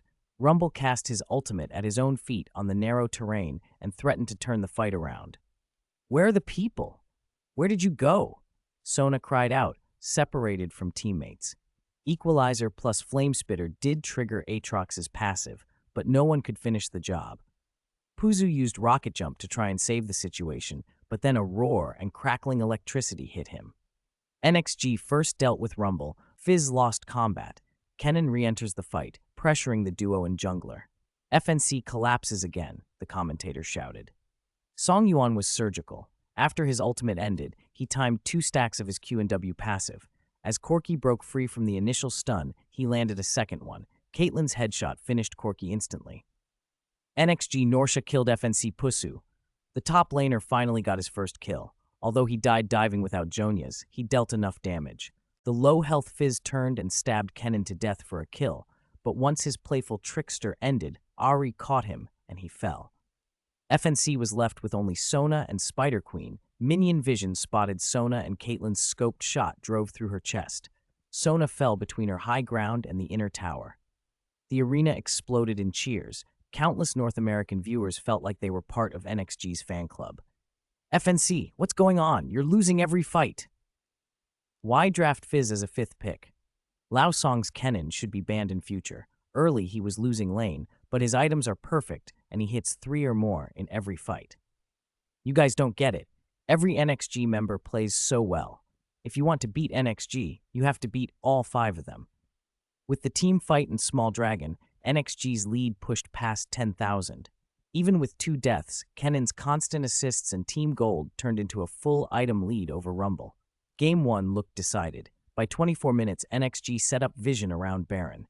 FNC, crammed into a small area, tried to hold. Here it comes, NXG's classic wave control, the commentator said. Kennen and Ahri cleared side lanes, then funneled toward Baron. The blue side was being pulled around. Losing minion waves would widen the gap. No choice, the purple side has a massive lead. Caitlyn with Infinity Edge and Zeal, close to Bloodthirster, can take Baron fast. Yihan didn't buy Deathcap second. Against 3 AP threats, he opted for a Negatron Cloak first, very stable. At 26 minutes, Kennen completed Jonya's and NXG pressed harder. They cleared vision by blue buff, took top inner tower, then returned to the dragon area. Yihan landed a perfect charm on Spider Queen moving on the flank. NXG swarmed and killed the semi-tank Zyra. "The jungler is dead," someone cried. "Baron! We can do Baron!" Shi Zhenyu didn't take chances. He secured Baron with the extra damage from his 3rd Q and Smite. He didn't want any Corki missiles stealing the objective. 2 minutes later, FNC's mid fell. As NXG prepared to back and buy Guardian Angel to increase their fault tolerance, FNC rushed out from their base in desperation and tried to force a fight. A pink Heart of Charm flew and hit the charging Corki. Corki is instantly killed, like IG in a previous tournament lost to SKT. When Corki fell, FNC's remaining players became helpless. "Look, look," the crowd shouted. At that moment, someone in the IG booth leapt up and pointed at the screen, yelling, "Speak for me. I didn't want to get hit by Ahri's charm. I just couldn't dodge it." With the sound of Ahri's kill announcement, Caitlyn finished off the last sliver of FNC's nexus. Quarterfinals. NXG versus FNC. Game 1. LPL leads 1-0. Chapter 223. Don't come over here. Let's congratulate NXG for taking the first game in the quarterfinals, securing a 1-0 lead. Bella's lips parted slightly as she took a breath to steady herself. The camera would cut to them any second. They couldn't afford to show too much excitement. In today's first game, despite FNC trying a lane swap, NXG's top laner and jungler handled it perfectly. Whether it was Kennen taking jungle camps at level 1 to avoid ganks, or the duo lane coordinating with the jungler to punish Rumble, it was a textbook lane swap, Xiao Xiao analyzed. We also have to give special praise to Yihan in mid. FNC clearly intended to make mid their breakthrough, but he dominated Ahri, repeatedly ganking with the jungler, and ended up with a godlike performance for his World Championship debut. After all, he can be JM's substitute player, Miller added without thinking. That comment set off NXG's playful fans like a spark. "Mr. Miller, please correct yourself. What do you mean JM's substitute? My Yihan is NXG's starting mid. JM should be my substitute. Super God Ahri, 0 deaths, every charm hits. Look at that. Call him Faker from OGN if you like. Want to challenge JM? Have you asked our Xiao Wu God yet?" The chat exploded with echoes of the studio. In Fist's viewing room, where the players watched the match live, the atmosphere matched the stream, electric. When the NXG players walked out of the soundproof booth, the cheers nearly lifted the small room off its foundation. On FNC's side, Soe Z looked hollow-eyed. The confident swagger he'd had before the match was gone. He'd told the coach he could use Rumble's lane swap to put pressure on the enemy and open things up for his team. Instead, the game turned into a disaster. He died repeatedly from level 2 through 15. By the end, his Rumble still hadn't hit 16. In teamfights, he was the first to fall. His name kept popping up on the death feed. Against NXG's Electric Force, who seemed to get every assist or kill, Soaswaz was stuck in a vicious cycle. The more he fought, the poorer he got. The poorer he got, the worse he fought. Xpeki's face in mid was almost identical. When he took off his headset and heard the crowd, he felt sick. Confident Fizz, bullied in lane. 0 impact in teamfights, 100 CS behind. With a Lich Bane, Blasting Wand, and Abyssal Mask stacked on him, he tried to dive the backline but lacked the damage. He tried to hit tanks and barely scratched them.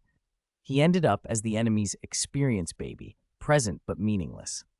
The 5 NXG players, by contrast, were elated. They'd played a near-perfect first game of the quarterfinals. Song Yuan, walking at the head of the group, gave a thumbs up to the fans waving NXG flags. He was pleased with his performance. Aside from 2 deaths in team fights caused by buying Zhonya's too late, Kennen had been terrifying in fights, his ultimate wreaking havoc. Only Wu Jiqiang's Ari, with a flawless 0-death, 9-kill line, might contest MVP. Otherwise, Song Yuan felt the rest had been humbled before him. Qiangzi, seriously, FNC treating you like an easy target was hilarious, Song Yuan teased. You know what it means to be our NXG's starting mid, he continued dramatically. JM, the #1 player in league, has to be your substitute. Xu Jing was about to chime in with the banter, but when he rounded the corner and saw the figure standing behind Song Yuan, he shut his mouth at once. His eyes flicked away in a last warning, and he gave Lao Song a friendly shove. Damn you, Xu. Why'd you kick me? Was I wrong? Lao Song protested. You weren't wrong. I am indeed Ah Chiang's substitute. A voice cut in behind them. Do you want me to find you a stronger top laner to be your substitute? Zheng Ming said faintly. How about Ah Hong from the white team? Song Yuan blurted. Lao Song bowed on the spot.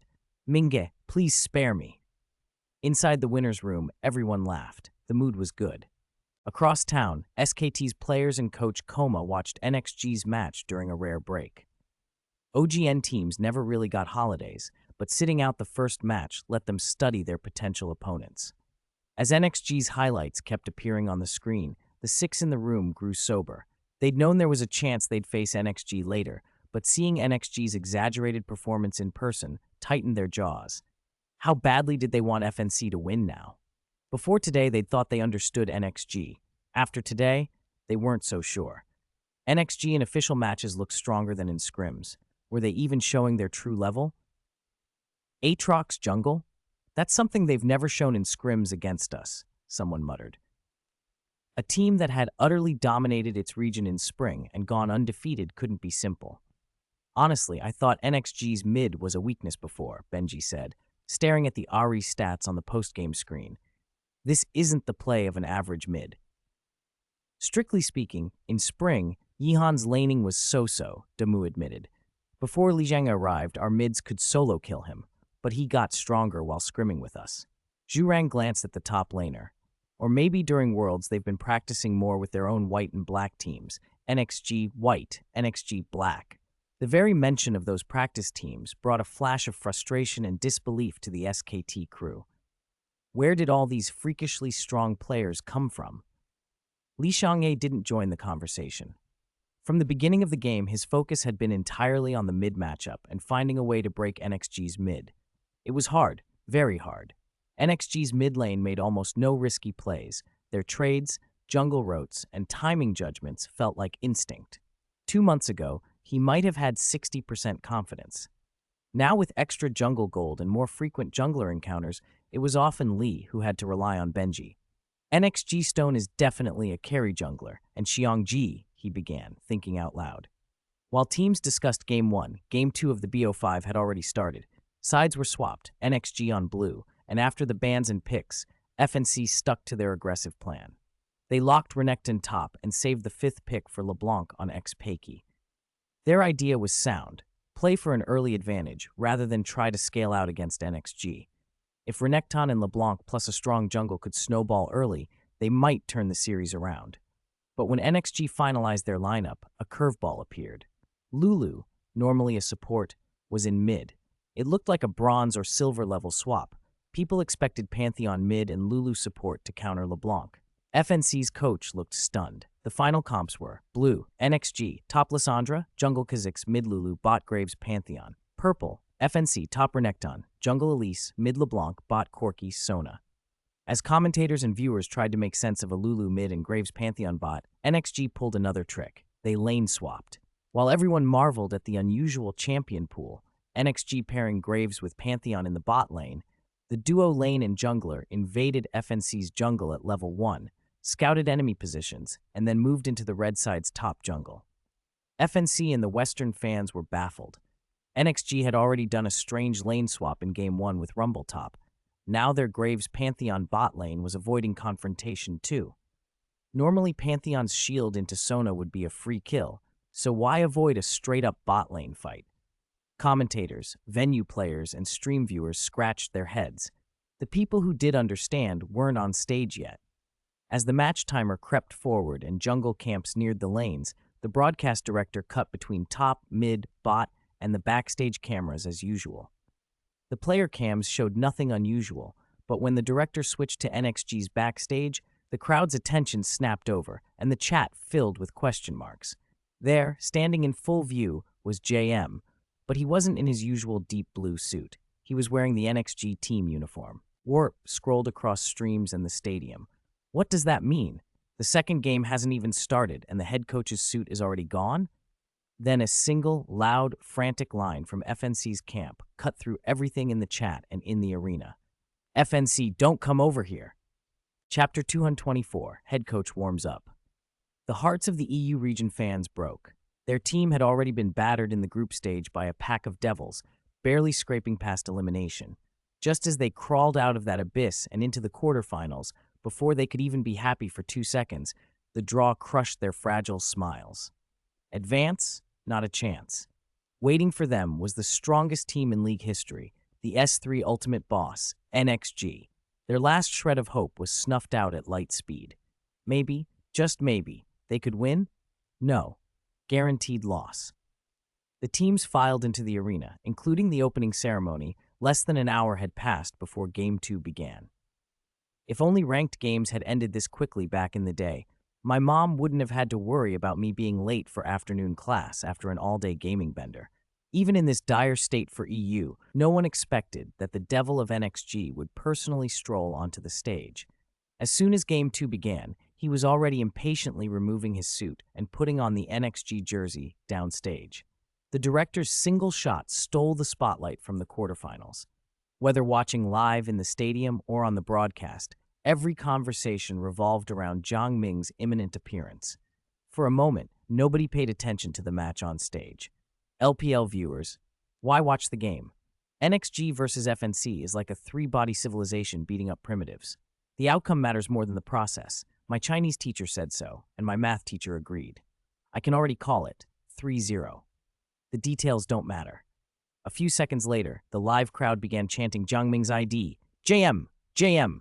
The outburst only lasted briefly. NXG's unusual decision on the big screen pulled everyone back to the match. At level 1, Kha'Zix, Graves, and Pantheon all rushed straight to the red buff with perfect minion timing. Kha'Zix is only a minor threat at level 1, but Graves and Pantheon's presence, two muscle-bound melees, made FNC give up contesting the red buff immediately. The Spider Queen took a deep breath and ran to the bottom lane alone to start at blue buff. Actually, NXG's comp works well for a lane swap, Xiao Xiao said belatedly. With Pantheon, his passive lets him soak turret shots multiple times, and his dive is no worse than the Spider Queen from the purple side. And pay attention, he added. NXG's lane swap plan is very different from FNC's last game. After clearing the first jungle camp, Pantheon didn't go back to lane. He stayed in the jungle to protect Kha'Zix while Graves farmed top alone. That left Renekton in an impossible spot. Soaz had wanted to mimic Norsha's Kennen from the previous match, sneak into the jungle to avoid NXG's level 2 dive, but now the enemy jungler and support had occupied the top side of the jungle. They found Renekton farming and dove him. Pantheon even stole the Stoneman camp. By the time the Spider Queen made the delayed rotation from top to bottom, Lissandra was already level 2. They really shouldn't dive, a caster warned. If they do, it'll backfire. Lissandra's W is AoE crowd control. She can root the turret tanker and the Spider Queen, and trades will go badly for FNC. NXG's jungler and support bullied Renekton away from minions and camps. Minutes passed. Soaz's Renekton still had 0 CS. Miller, mimicking Xiao Xiao's comedic timing, lamented, "How do you play when purple starts with a 4v5 and your top lane is AFK the whole time?" After their early rhythm was shattered, FNC ran around like headless chickens, desperate for an answer, but helpless against NXG's relentless pressure. 1 second, Soaz was staring at a destroyed Tier 1 turret while minions streamed toward the next turret. He dared not approach for fear of being collapsed on. Then the mid-lane system notification popped up. LeBlanc had died. Soaz flicked his camera over and saw a shirtless, low-health Pantheon stepping out of a turret. Just as the turret was about to finish him, Pantheon landed a basic attack on a passing minion, and golden shields flashed around him. Clang! The turret attack missed. The crowd's hearts sank. Top, mid, and jungle invincible? LeBlanc in mid had been dove and killed inside 5 minutes. Pantheon had procced 3 stacks of his passive, his basic attacks, and W refreshed his shield, making him immune to 3 turret shots at early levels. If the Spider Queen's repel could avoid turret aggro, Pantheon eliminated virtually all risk from a dive. NXG secured first blood. FNC's jungler tried to retaliate, but when they met Lissandra in top, they were stunned. What is this? Jungler Cyanidify spammed question marks in chat. He tried to flank and dive, but NXG's top laner didn't back off. He marched toward FNC's duo. Yellowstar's Sona hesitated to start and draw turret aggro. Lissandra top was new to most pros, but they knew the kit. W, Ring of Frost, could easily swing a trade if a squishy got hit. The safe call, let the Spider Queen initiate first. It was too late. Song Yuan executed a QW combo like he'd mashed his keyboard, cleared the minions in front of the turret, and cast Glacial Path behind it. Bye-bye, he said. The Ice Claw zipped past the turret. Cyanide Phi threw Cocoon, predicting Lissandra's miss. Song Yuan had cast early and slipped past by a hair. Beautiful. Facing FNC's encirclement, Norsha was bold and meticulous, Xiao Xiao crowed. He didn't die and cleared the wave before escaping. The players in the studio were already buzzing. Lissandra having pre-6 and an escape ult at 6 made her a nightmare for solo push top. Fewer than 3 players couldn't catch her. Renekton, starved for farm early, rotated top mid-game only to die when the jungler showed up. Lissandra's straight engages and her ult secures the kill. NXG's composition had begun to reveal itself. As the minutes ticked, commentators and viewers noticed a hidden boss. Graves is so high level. An ADC matching a solo laner in level. Is that real? XPK's LeBlanc met Graves, a duel between carries. XPK didn't stand a chance. If the quickness hadn't dodged collateral damage, he'd have died at his own blue buff. Pantheon had been babysitting Kha'Zix early, so of course Graves was left free to solo farm XP. With level and item advantages, this Graves became an unholy mix of tank and explosive damage, buckshot and collateral damage, shredding anyone who stood in front of him. The invincible top mid-jungle setup FNC fans had hoped for never materialized. By 15 minutes, FNC's front line had collapsed. A 0-2 Renekton, 0-1 Spider Queen, 0-2 LeBlanc. Despair was an understatement. If the laning phase was torture, the teamfights were soul-crushing. Support Pantheon jumped into the retreat path. Lissandra entered from the front, cutting off exits. Graves dashed forward and simply fired into the crowd. Lulu in mid transformed into a utility support, ulting Lissandra to keep her alive, and then shoring up the grouped FNC members for a brutal raise-high combo. Sona and Corki instantly went low. Lissandra ulted on herself. The AoE slow was deadly, and Kha'Zix jumped in. He first executed Sona, and Yellowstar's ultimate missed into thin air. They collapsed far harder than in Game 1. FNC, who had deluded themselves about early fighting, crumpled like clay under a giant's boot. By 22 minutes, NXG had destroyed all outer turrets and an inhibitor. 2 minutes later, they ended the game. With that first quarterfinal sweep, even the most optimistic EU fans knew their glory days. S1 champions FNC ended here. Compared to Game 1, where individual mid and top plays carried NXG, Game 2 showcased a pseudo-4 Protect 1. They had nurtured Kha'Zix into a monster. Other quarterfinal teams felt suffocated. What did jungler even mean now? Clear 2 buffs, gank twice, give jungle to the carries, be a utility body in teamfights? NXG raised a super-fed Kha'Zix and made people rethink everything. There was no time to lament, though. What everyone had been waiting for was the head coach warm-up and on-stage segment. Back in the LPL broadcast studio, Bella, Xiao Xiao, and Miller had already heard the news and were brimming. As halftime ended and the director cut to them, Xiao Xiao's ridiculous cackle, like he'd swallowed some mad spirit, filled the air. Ha ha ha, esteemed audience, he's here, that man. He's here. They split duties. When Xiao Xiao, the straight man, finished, Miller took over. We've received word that for Game 3, NXG has made a substitution. Substitute JM will replace Yi Han. Wow, Ming Jae showing up in the quarterfinals. That's huge. Bella slapped a hand to her chest, thrilled. I'd already prepared myself for JM not playing today. Fans in the live chat exploded into jokes about JM's future outside competitive play. Business, food stalls, variety shows. The comments flew. When you're a boss, who keeps playing professionally? Hurry up. An open JM food moment. Then the director cut to backstage. Jiang Ming knew the camera was on him and was in a playful mood. He was half slouched in a chair, his suit jacket draped over his shoulders. He only rose slowly when the referee announced his return to stage. Chen Muxin, standing behind him, tried to stifle her laughter while helping him slip off the jacket as if it had flown off on its own. As Jiang Ming stood, the other 4 teammates clustered around him, shielding Chen Muxin from view. White Crescent quietly found the God of Gamblers theme on his phone and tapped play. Done! Done! Done! European and American viewers who caught the reference burst out laughing. The players in the arena raised their hands, ready to play along with a team leader who loved a bit of showmanship. Jam! Jam! Chapter 225, Champion Declaration. Pre-match preparations were in full swing.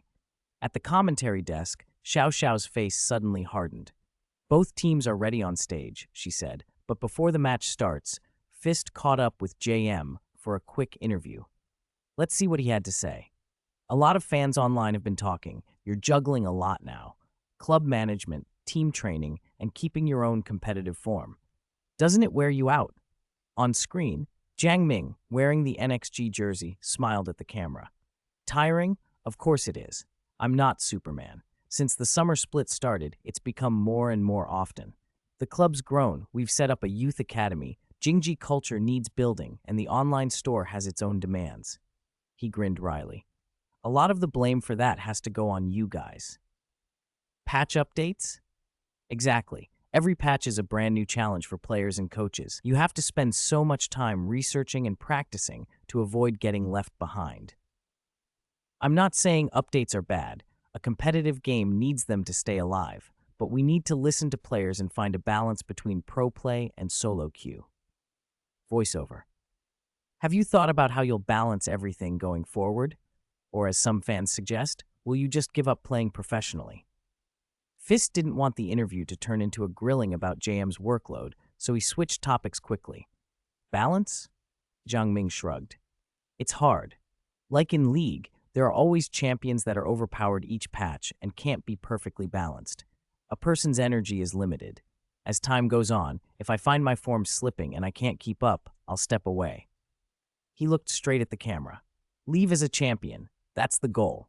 So in S3, we will win, no matter who we face. The viewers understood the weight behind the words of a young man already called successful by the public. It was a simple interview answer on the surface, the desire for a championship, but there was an extra depth to it. In the studio, the crowd exploded. JM! JM! For fans who lived and breathed esports, JM's answer resolved many questions about his future path. Whatever happened later while he still competed, his aim remained like any other player's: win the title and leave the stage as a champion. On the English stream, Beardbro shouted with gusto, "Our man JM is telling the world he'll conquer League in S3 as a pro player. Other teams, are you ready?" The third game of this best-of-5 in the world's quarterfinals. FNC is on the brink, and NXG is pulling out their heavy hitter. Let's watch closely. Bans and picks, starting now. The draft drums began. Right away, some respectful bans. Zed and Gragas out of the pool, a commentator said. When you face players like Faker or JM, you don't leave those threats open. There are still assassins left. Fizz, Ari, LeBlanc, another voice added. Fizz's range and early game don't fit JM's style as well. It's probably down to LeBlanc or Ari. If FNC plays it smart, they could pick one and deny the other. There it is, LeBlanc banned. That's 3 mid-lane bans already. NXG returned to the purple side for Game 3. Their bans were clear and deliberate. Vi, Shen, and Orianna went up. Vi was targeted because FNC on blue had a high chance to first pick Aerie. With Orianna also banned, picking Vi themselves wouldn't be efficient. Shen and Orianna were standard bans to restrict FNC's top and mid pools. The first phase of picks began. FNC, anticipating the mid lane fight, took Orianna in their third pick and then immediately first picked Ahri for X-Peaky. With few dominant S3 mid-champions left, grabbing Ahri early prevented NXG from stealing her away. NXG's first two picks clicked instantly. Caitlyn and Lee Sin, safe, instant choices. FNC hesitated, then pulled out a desperation bot lane combo. Ashe and Zyra. Ashe and Zyra, strong lane presence, Xiao Xiao noted. There's another reason. NXG likes lane swaps and vision control mid-game. Ashe's Hawkshot gives FNC valuable vision to counter that. Pick rights flipped back. Sona, Nami, Lulu, and others were still available. If FNC wanted to fight aggressively, Leona or Zac would be good supports. But NXG's next two picks were immediate and decisive, Lissandra and Sona. The chat erupted with reactions. Hey, NXG, don't be too much. Two coaches really are something. Instant locks every time. FNC's staff must be sweating. Rumors went around that Lissandra might go to Lao Song top since he performed well on it last game, but Mingyi could play many styles, maybe even roaming mid. FNC's last two picks dragged on. Coach Daylor's tension was visible. In the end, the blue side locked Jarvan 4 as their fourth pick, a potent engage option to pair with Zyra's crowd control ult. For their final pick, after a long pause and a pat on Soazi's shoulder, Daylor locked in Zac. Zac? One commentator exclaimed. That's a bold choice when you're on the brink. They must have confidence in this comp. Below the stage, PDD suddenly tensed, snacks forgotten. Old memories from an all-star training camp surfaced. Oh man, Jace in a mid-anchor position? This could get messy, he muttered. Before he could finish, NXG's final purple side selection flashed on screen. Jace, the defender of tomorrow. In the champion swap phase, everyone expected Jace to be sent top to bully Zac. Instead, the swap revealed something else entirely. NXG set Jace in the mid lane, Lissandra top, Lee Sin jungle, Caitlyn Sona bot, and FNC had Zac top, Jarvan jungle, Ahri mid, and Ashe Zero bot. During the customary coach handshake, Daylor's smile was gone. He looked exhausted and baffled. Why would JM pick Jace in a patch where he wasn't at his peak, and then put him mid? White Crescent's grin grew wider, a touch of pity threading through it. NXG's head coach hadn't shown all of the Jace mid strategy yet, and there were answers to the obvious problems. Jace had taken some mana cost nerfs in the Worlds patch, and Tear of the Goddess stacking could be slow. NXG solved both issues by letting Lee Sin hand Jace an early second blue buff. Lee Sin's jungle path consumed little mana, so he could give up the buff without compromising his clear. The tactic was subtle and effective. 2 minutes after the coaches returned to the lounge, the in-game camera painted a clear picture of why Dealer was reeling. There was no lane swap this game. Both teams matched up in their lanes. Zac had a tough time against Lissandra top, playing safe and waiting for item spikes. Bot lane looked explosive. Caitlyn and Sona versus Ashe and Zyra. Both junglers are gank-focused, so the skirmish threshold would be key. But the real action brewed in mid. As the broadcast camera hovered across the map, viewers held their breath. At 3.5 minutes, Lee Sin, still only level 2, and Jace combined for an early mid-solo pressure play. The aggression was so effective that Ahri was forced to burn her ultimate, the quickness, to avoid disaster. The crowd online erupted, the commentators shouted, and the quarterfinals' third game snapped into life.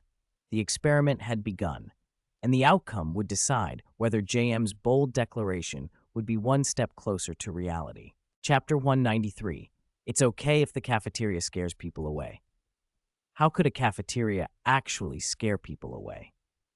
Facing NXG team's jungler and mid laner level 2 synergy was clearly unprepared.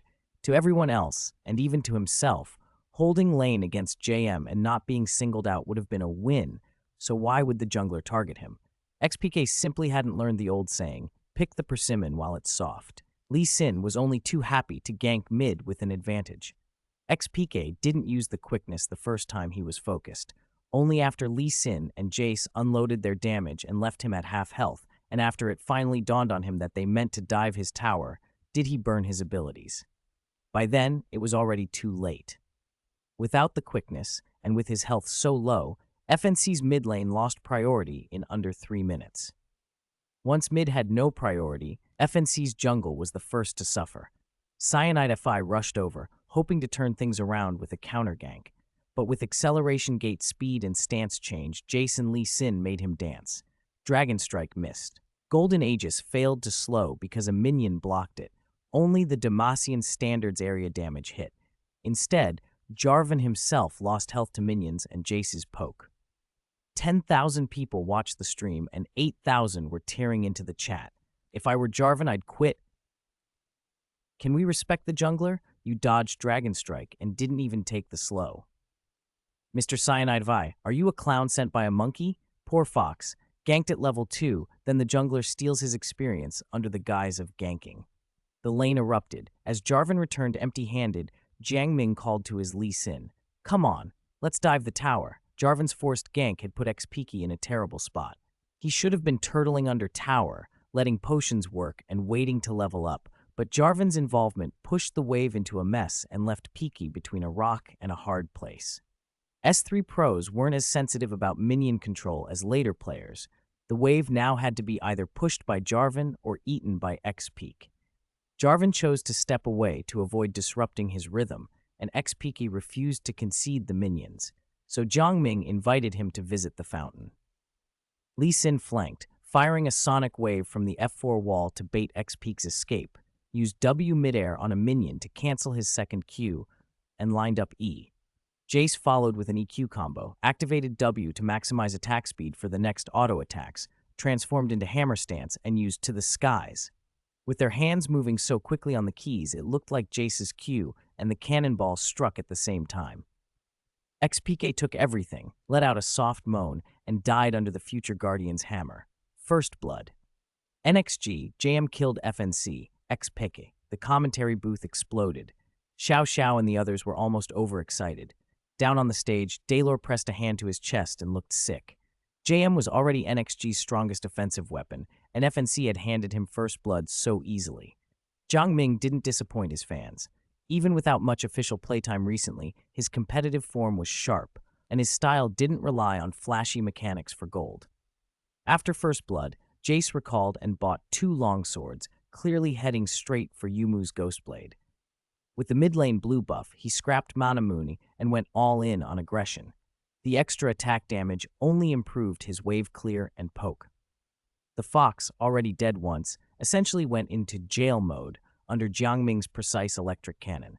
By 5.5 minutes, with Jace controlling mid-priority, NXG shifted into their practiced multi-person synergy. Knowing Jarvan 4 was in the bottom half of the jungle, Jiang Ming acted like FNC's bot lane and jungler. He and Lee Sin invaded Jarvan's jungle, hit the AD over the wall, then deliberately exposed themselves. In front of Yellowstar, they destroyed his pink ward and left. Just when FNC expected Jace to take mid-minions, Lissandra from top ran down and instantly took over the lane, eating the wave perfectly. Jiang Ming and Lee Sin rotated back and with bot executed a 4-man dive on 2. It was 1 for 2. Jace and Caitlyn each scored a kill.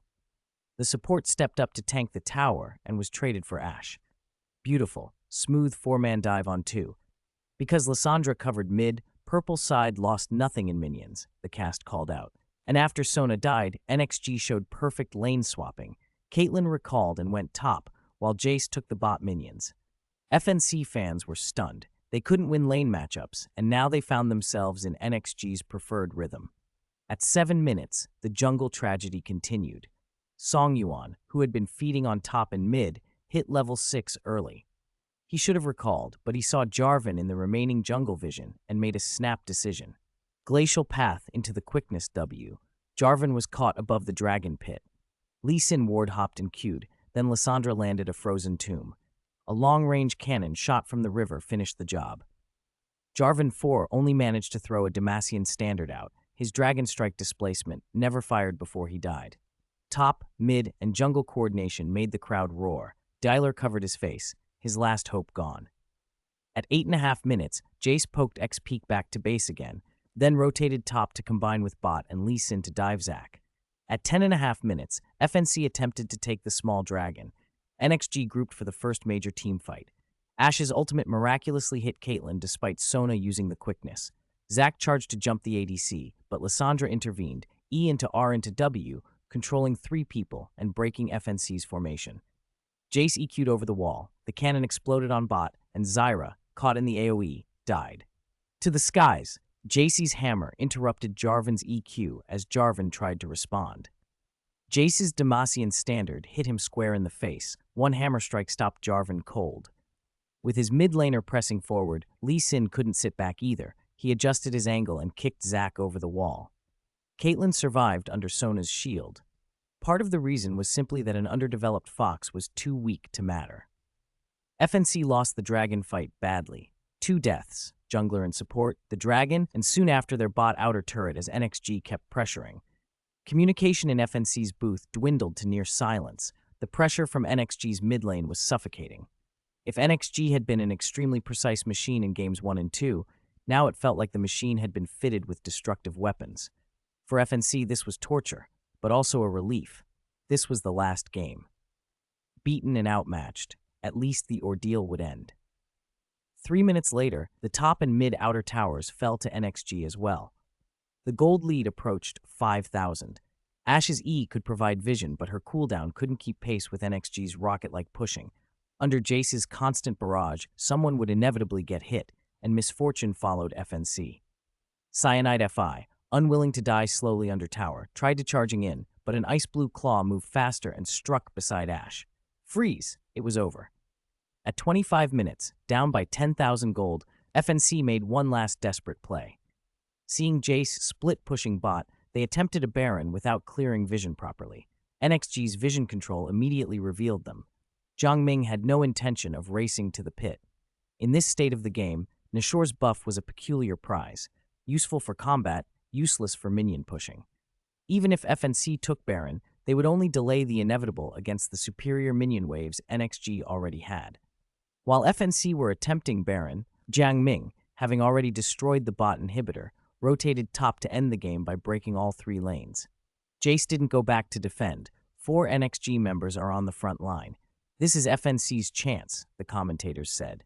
But Jace is taking towers too fast. His W attack speed buff tore down the bot inhibitor, and he's now top. The top minions will arrive soon, and Jace can push Nexus turrets with that wave. Baron.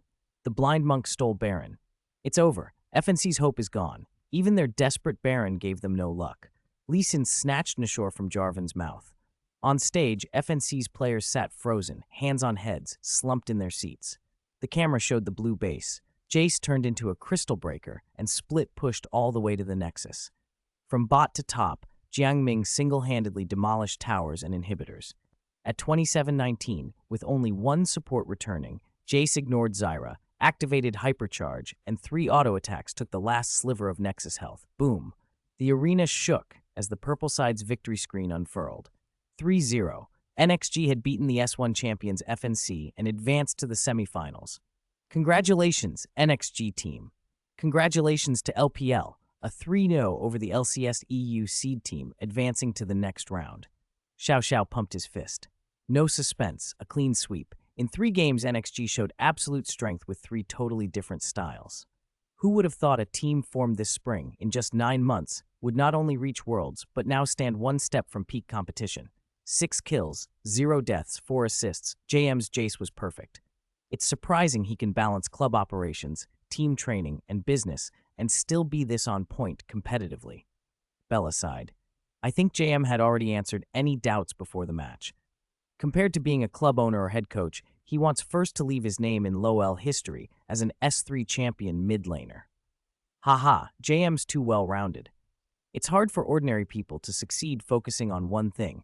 He's juggling several and shows no sign of fluster. After the match, the commentators, backed up by Miller and the others, kept riffing, a stream of praise and flattery. At the EDG Club Ace in China, Ideju watched NXG's 3-0 and felt a bitter pang. He was building a team too, but it felt like wading through mud. Finding 5 players was hard. Finding staff, a manager, a coach, a team leader, was even harder. Others earned their LPL spots with effort. He had to buy his. 2 days ago, the club had scared away several trial players over cafeteria meal distribution. How bad a chef did they have to hire to drive off 3 or 4 esports hopefuls who could have lived on instant noodles? Watching the temporary manager grovel, Ideju burned with anger. If you don't know how to do this, if you lack experience, why don't you just copy others? He snapped. NXG is right next door. Go learn from them. Ideju's anger slowly ebbed. He closed his eyes and pressed his knuckles to his temples, thinking. EDG was still in its infancy and had a long list of problems to solve. Some issues surfacing early weren't necessarily a bad thing. Besides, how many people like JM and NXG, practically cheat codes, exist in this world? A founder who is also a streamer, who brings his own audience, whose skills are top tier, who's a high-ranking player, and can simultaneously cultivate qualified players, coaches, and even esports staff. That was a rare asset. The absurd part was that he was still a student at a top university. The biggest barrier for grassroots startups, connections, simply didn't apply to him. He was, in every sense, chosen by the esports world. What did the Jinling University brand mean? Looking at the national scene, how many so-called well-connected scions could rival a Jinling University alumnus? Especially when this sophomore had a new domain project that could promote teachers, bring leaders into departments, and let older students connected to it make a fortune. People wouldn't even need to look him up. Anyone with business sense and ties would be drawn to him. Even Suning's quick sponsorship had relied on a relationship between their boss and JM as alumni. Sometimes, when he was alone, Idaju couldn't help but let out a long sigh. When someone is on the verge of a storm, even the air around them pushes back. This world is never short of people who kick you when you're down, but when interests align, olive branches come one after another. Of course, that only matters if you're worth investing in. Once he decided to enter esports, Idaju had studied JM's rise in detail. He planned to emulate it with EDG. In esports, copying is just called referencing.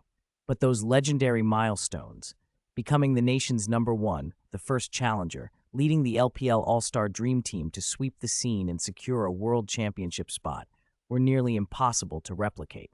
He went for the next best thing: recruit players from star teams, use transfers and purchases to convert individual player fans into club fans, then grow from there. Right now, there weren't many LPL star teams and players available. The entire NXG squad was in Los Angeles fighting in S3, so any buying would have to wait until after the finals. EDG's attempts to contact NXG's manager had taken an unexpected turn. Neither the usual not-for-sale price hike tactic nor any bargaining maneuver. What they'd heard was even more discouraging. It was the players who refused. Even if EDG offered better treatment, the members of NXG's black and white teams didn't want to transfer. Idaju's outburst earlier had been fueled in part by that frustration. In his mind, where did he stand, and where did players stand? To parents a few years ago, they might have been internet-addicted youths. Now they'd ridden the wave and remade themselves. And yet these young players had turned down his olive branch. It stung. After he calmed down, though, he felt a grudging admiration. Clear-minded, able to weigh pros and cons, these players, many with limited formal education, had resisted the temptation of money. It was impressive. According to the inside information he'd gathered, NXG had been giving these players free systematic training, teaching values and cognition along with skills. That kind of cultivation broadened horizons subtly but profoundly. Staying with NXG meant facing fierce intra-team competition between black and white, but they'd already clinched a ticket to the LPL spring season. The honor and exposure that came with that position were something a newly formed EDG couldn't immediately offer. You don't need to apply for the head coach position anymore. I've already contacted Abu from WE. If he agrees, you can talk to NXG about buying an analyst or something, Idaju said. For the players we already recruited, let them practice in the training room. Schedule and fundamentals, just follow the teaching videos NXG released. The daily routine, too. The TGA official livestream was flooded with bullet comments.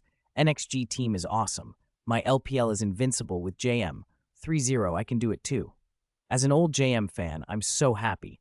From streamer to team owner, from all-star to S3, do you know how I've lived this past year? Can we call JM the best mid laner in the world now?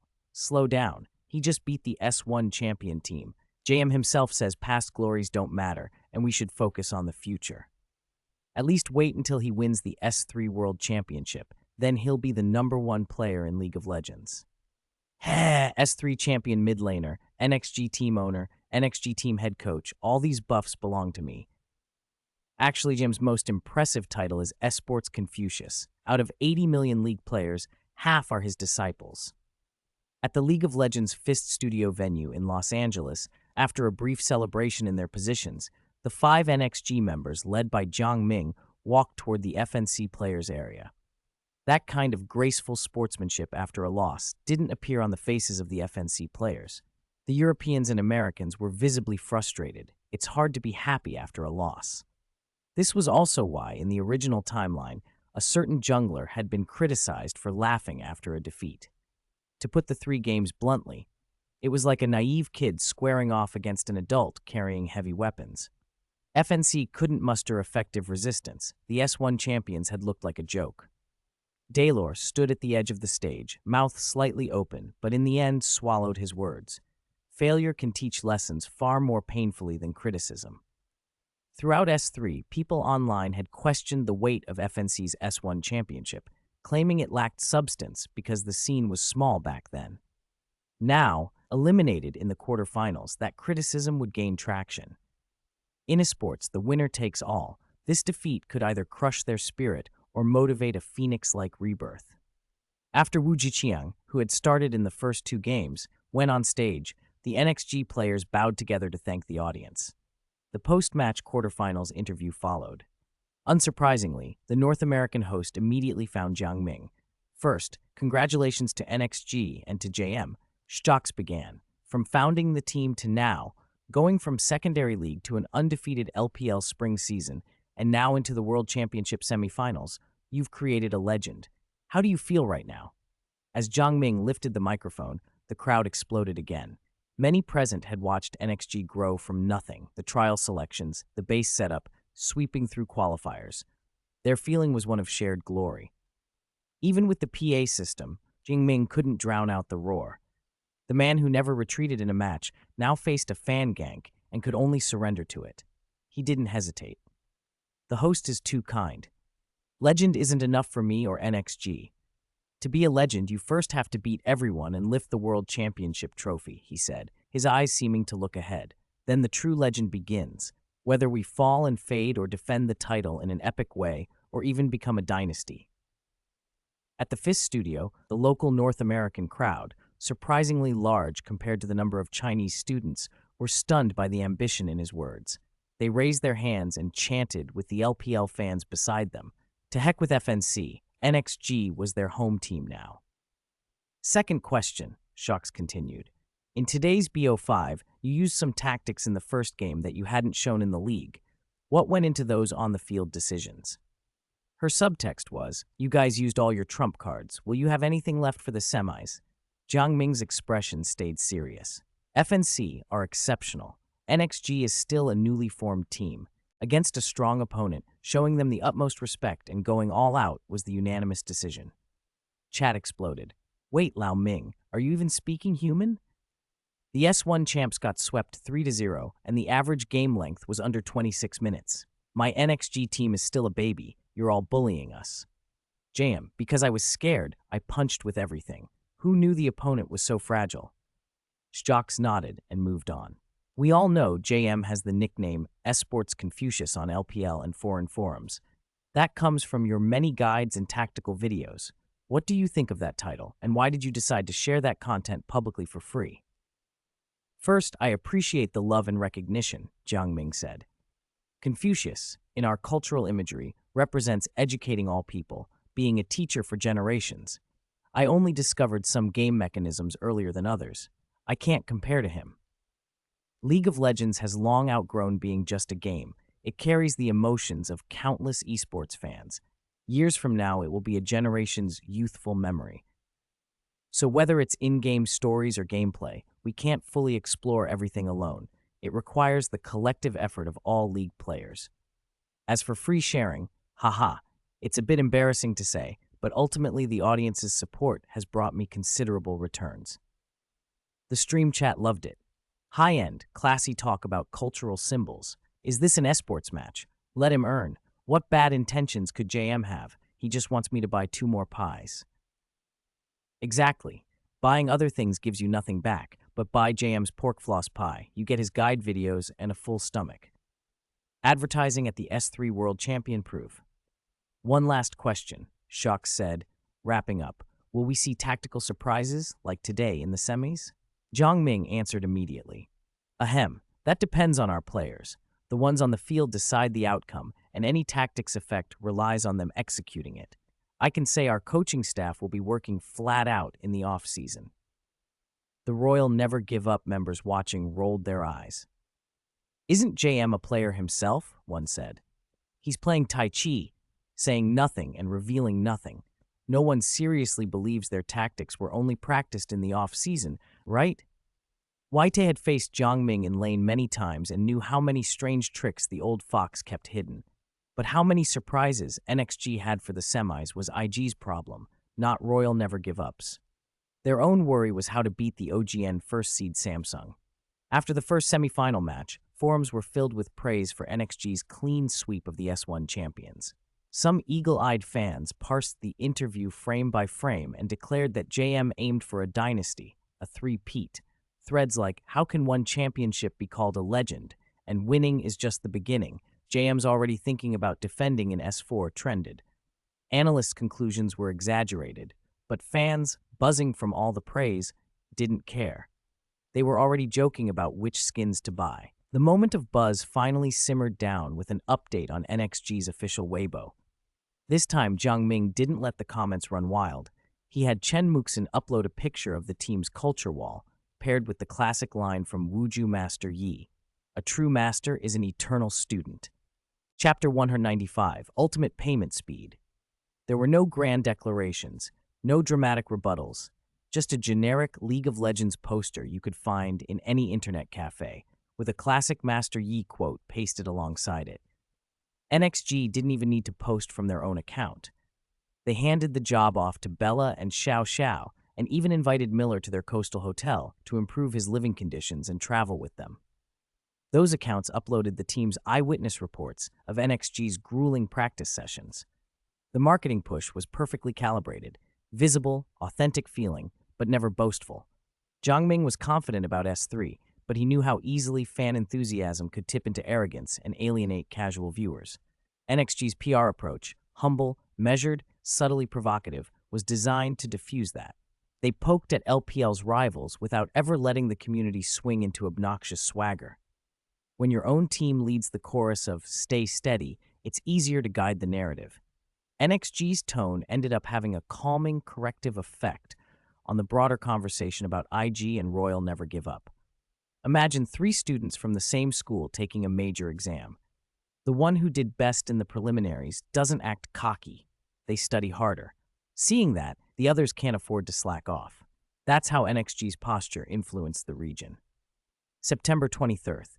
The second best-of-5 quarterfinal of the League of Legends World Championship was underway. LPL's Royal Never Give Up versus OGN's Samsung.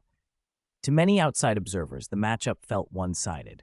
Leaving regional rankings aside, Samsung's more complete jungle support coordination looked, on paper, like the better style against RNG, who had suffered heavy losses to NXG in the LPL.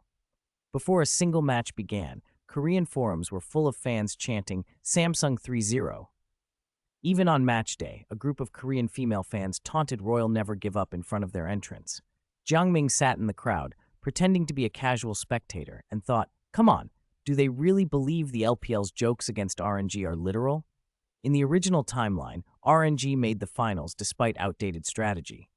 Now, after 2 brutal seasons of regional competition, and with coaching that actually improved the team, they weren't the same vulnerable squad.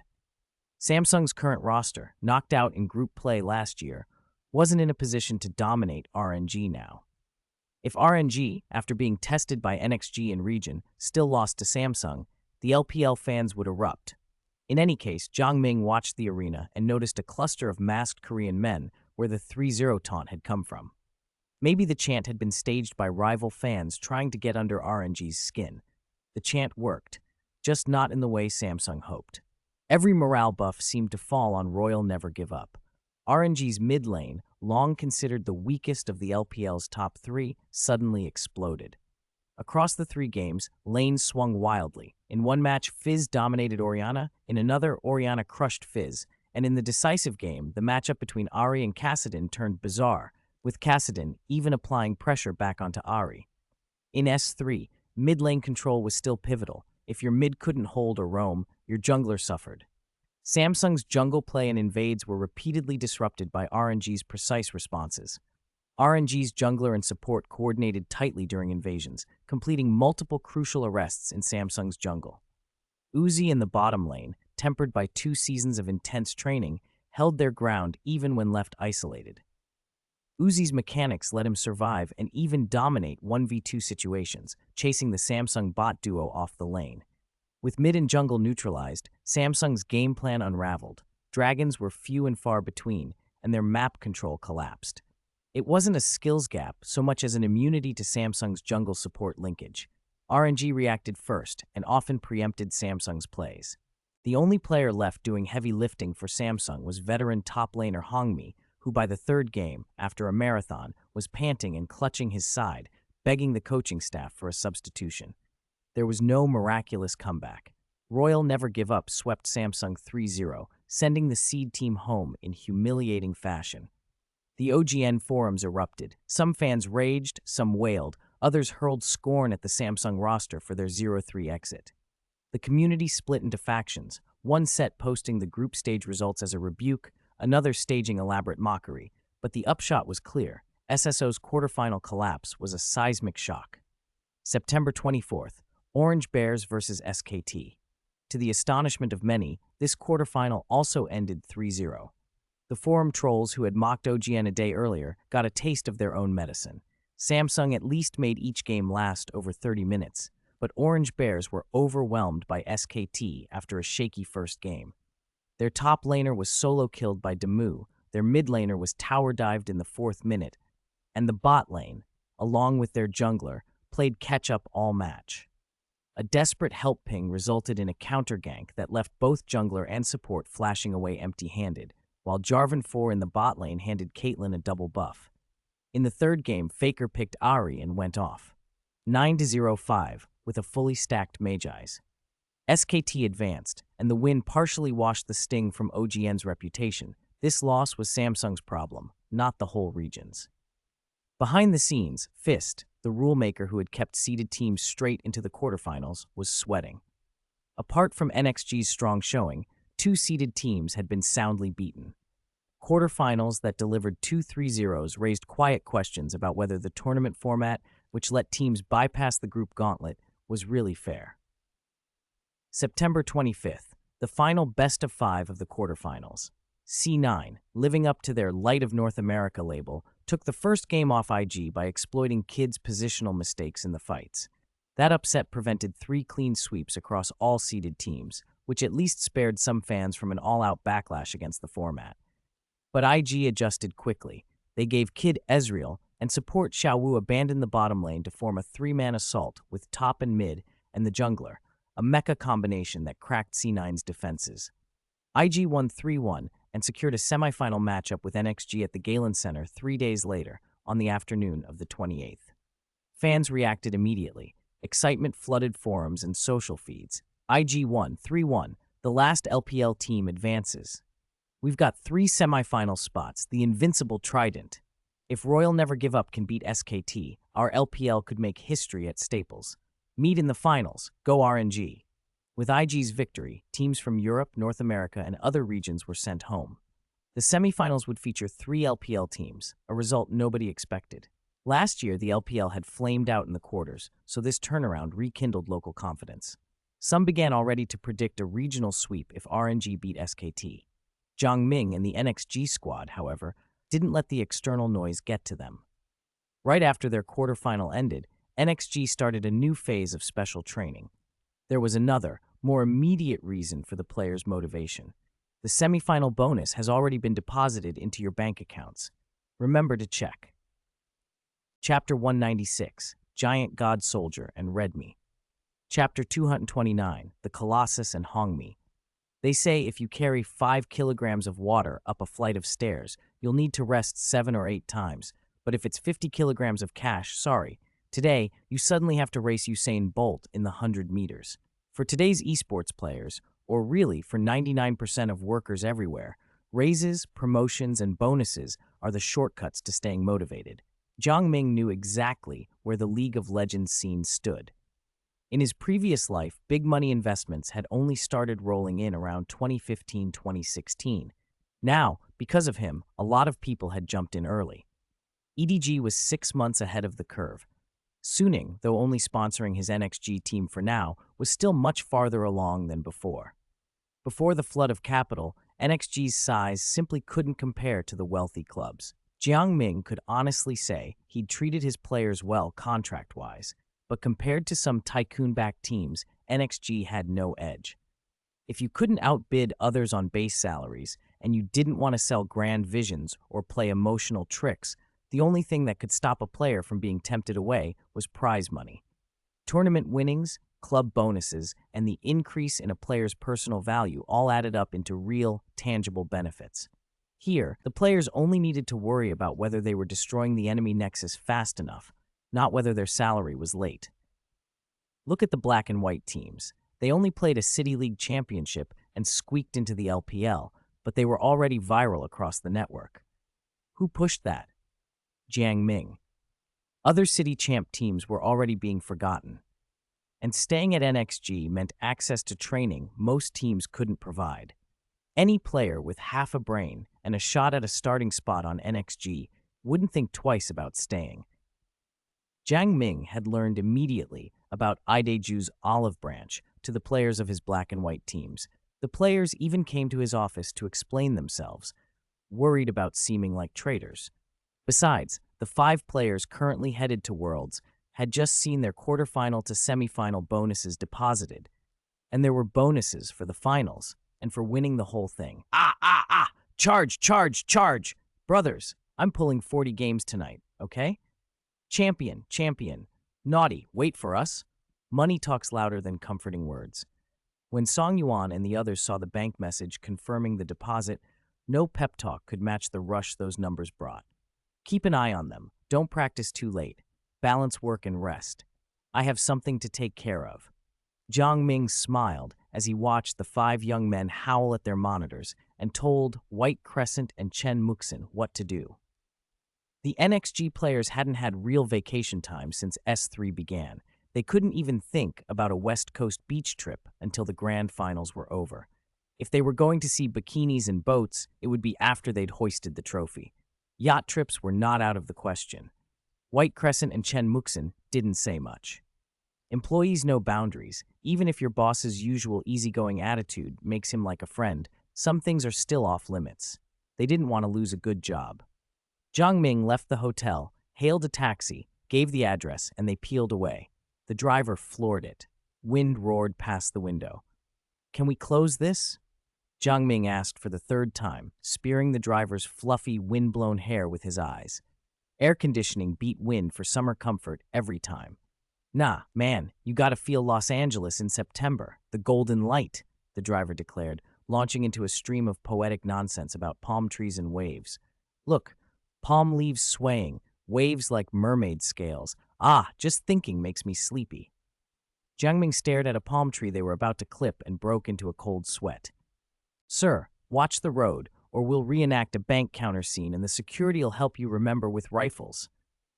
Sorry, old man, just reminiscing." The driver chuckled and took a wildly sweeping turn that made Jiang Ming's heart drop. In 30 minutes, the driver hit 2 trash cans, grazed a couple passionately making out, and nearly plowed into a jewelry store, a bank, and a fire hydrant. 3 times the steering wheel briefly lost control. Had there been rifles in the car, Jiang Ming would have thought he'd boarded a pirate ship. Somehow, they arrived in one piece. When he saw the coffee shop sign, he practically sprang out. He dressed casually. The cuffs of his dark blue linen polo were already damp with sweat. A waiter met him at the door. "How many in your party?" 3. "I reserved the balcony table on the 2nd floor." Jiang Ming took the menu with the American tipping culture hovering in his mind. He didn't want to keep repeating requests and being hit with massive service fees. As a Chinese person used to service included, paying an extra 20 to 22% on top always felt like being charged for the cup after buying the coffee. He waited by the walnut table with his iced water and watched the street. The knock came sooner than he expected. Service in LA wasn't as slow as the movies, and his 2 guests arrived with the meal. A young man squeezed off the bus, whiny and breathless, glasses askew and ruined by the crowd. "Aigo, Cheng Rongge, I told you taking a taxi would be faster. he complained to Hongmi as he complained his way in. The young man, Imp, had round-rimmed glasses with cracked lenses and an overly animated expression. Hongmi patted him and promised to get him new ones when they left. Sorry, I made a fool of myself. He moved to bow automatically, but Jiang Ming extended a friendly hand. We don't do that here. Bowings for juniors to elders. Before anyone could react, Imp stuck both his hands between them and grinned. Hello, JM Gay. I'm Imp. My Chinese name is Ju Shengbin. We duo-queued online before. Hello, Poo Poo. Jiang Ming used the nickname he'd given him back on the Korean server. He hadn't snuck off for a secret rendezvous with a North American girl or some shady deal. He'd come to keep two key players before their flight to Korea. These two were Imp and Hongmi, the pair once the #1 seeds in their region, but swept 3-0 by Royal Never Give Up in the quarters. OGN viewers had called them a worthless duo of rejects in S3, but who expected them to keep improving?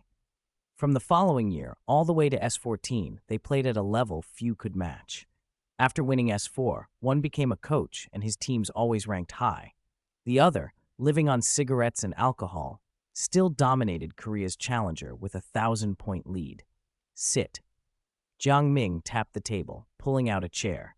They settled in and a waiter brought sizzling beef short ribs on the grill. Don't ask why a coffee shop in America served barbecue. Jiang Ming was curious too. Imp dove in immediately, wrapping pork belly in lettuce with the skill of someone who lives to eat. He was an optimist by nature, able to take failure in stride.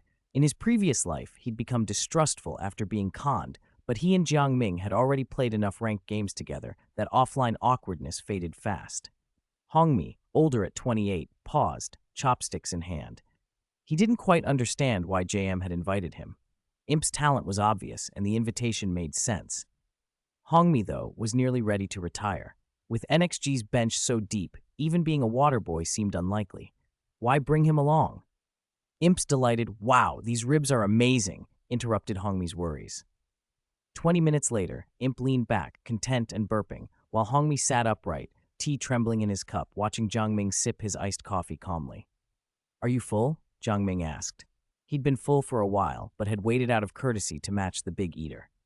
I'm full. Burp! Thanks, JMG, Imp said happily. Good. Time to get down to business. Jiang Ming measured his words. I suppose you two have a guess why I invited you. I'm officially inviting both of you, by virtue of my role as founder of NXG Esports Club, to join. Oh, great. Ah! Chengrong Gay. Imp shot upright, about to blurt an excited yes, but Hongmi jabbed him in the side with an elbow and interrupted him. May I ask for the reasons and the specific arrangements for me and Imp? Hongmi, despite being younger than Jiang Ming in age, was older in years and experience. He'd learned to ask the practical questions first. Of course, Jiang Ming replied. To be precise, I'm not speaking on behalf of NXG team right now. The words hung there. Rocks? Hongmi's face sharpened as he picked up the keyword in his mind. Chapter 97, Investor? Yes, Rocks Tiger. I want to invite both of you to join the team I'm putting together in OGN to fight in the S4 season. At the World Championship, in a quiet corner away from the spotlight, an enhanced Tiger team had quietly taken shape around Looper, Marin, Peanut, Wanseok, Pawn, and Ben Gorille. Even with a temporary AD from the Diamond ranks, the lineup still qualified for the S4 Season League, the league that would soon be renamed the LCK. In Jiang Ming's view, nothing would complete this roster better than bringing Imp in as AD and recruiting Hongmi as head coach. With Looper and Marin as top laners, Peanut in the jungle, and Pawn holding mid, the team would be strengthened across top, mid, and jungle compared to the original squad. Add Imp, and Jiang Ming couldn't imagine how the LCK would deal with such depth. Most importantly, this roster had no resource allocation conflicts. Looper and Marin were both versatile top players capable of tanking or carrying. They could pick Jace or Renekton to assault aggressively or choose Poppy and Maokai to hold defensively. Their roles could flex between aggression and defense without friction. Peanut's early years showed an extreme, aggressive jungling style, but Pawn at mid could solve 90% of the resulting problems. For the remaining 10%, the giant god soldier's ability to draw attention could shoulder some of the burden even from the bottom lane. Why us? Hongmi asked, still puzzled. There were a lot of players who outperformed us in the group stage, never mind the quarterfinals. I trust my judgment, Jiang Ming replied. The decisive weakness in SSO's quarterfinal loss was mid and jungle. Team failure is collective, but that doesn't reduce the individual value both of you showed on the stage. Let's not talk about Imp for now. Hongmi, you've got an excellent overall view and a clear tactical mind. I think you're perfect to continue shining in the training group. You should have said earlier, JM, the giant god soldier grumbled, then burst into laughter when Jiang Ming explained Hongmi's role. Hongmi awkwardly rubbed the back of his head. He'd worried himself needlessly. Last night, when JM mentioned inviting him to NXG, Hongmi had briefly imagined he might still have a shot at one more last dance on stage. It turned out to be the training group. He couldn't help feeling relieved. No problem then. While Jiang Ming recruited players at the World Championship, a group in China was watching him and NXG closely. Haidian District, Beijing, inside Xiaomi headquarters. In the conference room, executives sat around a long table. The screen displayed the marketing team's latest research and evaluation slides. 20-some days earlier, they'd held the Xiaomi 2013 annual press conference at the National Convention Center and officially launched the Mi 3. But the expected buzz hadn't materialized. Despite heavy advertising, the launch hadn't seized the attention of young consumers. Mr. Lei opened a market research summary and a project proposal titled Xiaomi Mobile Esports Expansion. This was the final discussion for the proposal. After confirming everyone had skimmed the latest version, Lei Jun invited feedback. The room went quiet. If the boss asks whether you have some understanding of a topic and you truly only have some, you're in trouble. Over the past few days, the team had crammed intensely on domestic esports. The head of the marketing department, responsible for the weak market reaction after the new phone launch, spoke first. Normally, September is college enrollment season, so a press conference now shouldn't produce such a sluggish response. But this year, we collided with a monster. A monster? Faces lit up. Everyone connected the phrase to today's topic. A cross-industry monster we completely overlooked, the marketing head said wryly. He felt more than shocked. He was stunned to realize his product's launch had been overshadowed by an unrelated esports phenomenon. He pulled up charts and screenshots of trending search terms. 2013 Shanghai All-Stars, undefeated in Spring Split, King of LL Pro Play. City League Finals, outdrawing LPL Finals. S3 Global Finals. Apart from NXG, who do you think goes further, Royal or IG? Since late last year, a MOBA called League of Legends has swept the gaming world, the marketer continued. Player registrations, daily activity, viewership, and online discussion have exploded. Last month, Tencent announced over 90 million registered users on the national servers. Peak concurrent viewership for the LPL during the S3 Gauntlet surpassed 4 million. That last statistic was the kicker, and the timing couldn't have been worse. The Mi 3 launch fell on the same day. 4 million peak viewers. Any phone company that could command that many engaged viewers on a launch day would have been ecstatic. Even more importantly, the core viewers were aged 18 to 29, which overlapped heavily with Xiaomi's user base. A hush fell over the conference table. Even Lei Jun felt the weight of it. He'd suspected why the launch had underperformed and had even been nudged toward investigating esports by an investment suggestion from a friend's son. But seeing the numbers laid out was still staggering. 4 million young people. If they'd noticed this market earlier, Xiaomi might not have stumbled. They might have ridden that wave and blown past last year's records. Luckily, they were reacting now. The meeting moved from diagnosis to opportunity. This accidental collision is why I asked marketing to research esports in depth, Lei Jun said. Research shows 78% of LOL players get information through live broadcasts, and 62% are willing to pay a premium for esports-related brands. Esports users are highly sensitive to tech products and easily influenced by opinion leaders, providing a natural channel for brand penetration. One common tech product among them is the computer mouse. The discussion went on late into the evening. Much of the meeting was devoted to execution details. The major decisions had already been shaped. After a long round of brainstorming and no objections to moving into esports to supplement traditional marketing, Lei Jun made a call. Then it's decided. We'll invest up to 100 million to test the waters. Esports is the battlefield of young people, he declared. Xiaomi should be their first choice with products that combine extreme value and a passionate brand image. I approve the marketing department's recommendation to prioritize cooperation with NXG Team, Lei Jun added. I've followed them. They have a solid fan base, impressive club achievements, and their founder has a huge positive presence in the esports circle. Our plan is to integrate esports elements into MyUI so users can feel Xiaomi's commitment inside the games, he continued. We can trim some traditional ad spend and concentrate resources on this push. Hong Feng, who had been listening quietly, chimed in. Regarding the team Lei mentioned, they're competing in the League of Legends Global Finals right now. If we approach them beforehand, can we guarantee performance? If we wait until after the championship and NXG, a favorite, wins, the cost will obviously skyrocket. The vice president was a pragmatist. Since they decided to enter esports, they had to consider timing carefully. Approach before the World Championship and risk associating with a losing team. Wait until after and pay a premium if they win. That was the dilemma the company faced. One thing the Xiaomi team hadn't fully considered. They could decide to invest, but whether NXG would accept that investment was NXG's decision. Ultimately, Jiang Ming's. Chapter 198. In the semifinals, it's 50-50.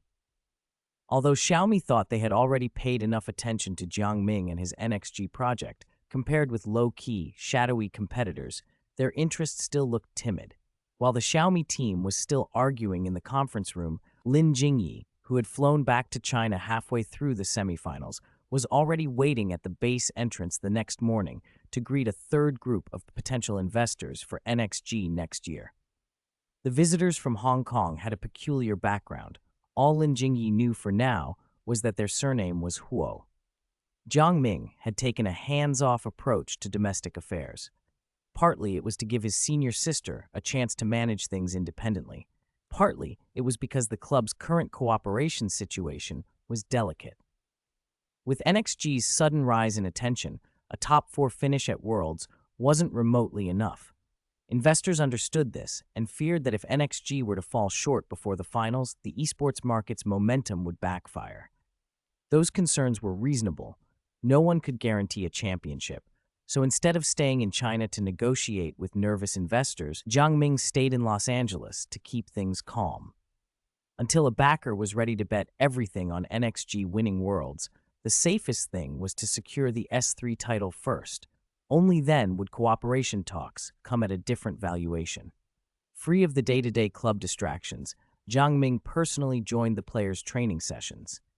Their scrimmage partners remained the same, the black and white teams, who took turns ramping up the intensity. The first 10 days of training were manageable, but the longer it went, the more the starters' confidence frayed. By the second half of the stretch, no matter how they played, they kept losing scrims. If it hadn't been for their belief in winning the championship, they might have given up. Once they reached the semifinals, there were no other realistic opponents to rotate with. IG were direct semifinal rivals, and any arranged scrims would be wary affairs with both sides hiding strategies. Royal Club and SKT, in theory, could have been options, but invitations to have their first team players take a break and crush other top teams were politely declined. Well, there's nothing we can do, lads. If you need to blow off steam, then put it all into the semifinals, Jiang Ming told them.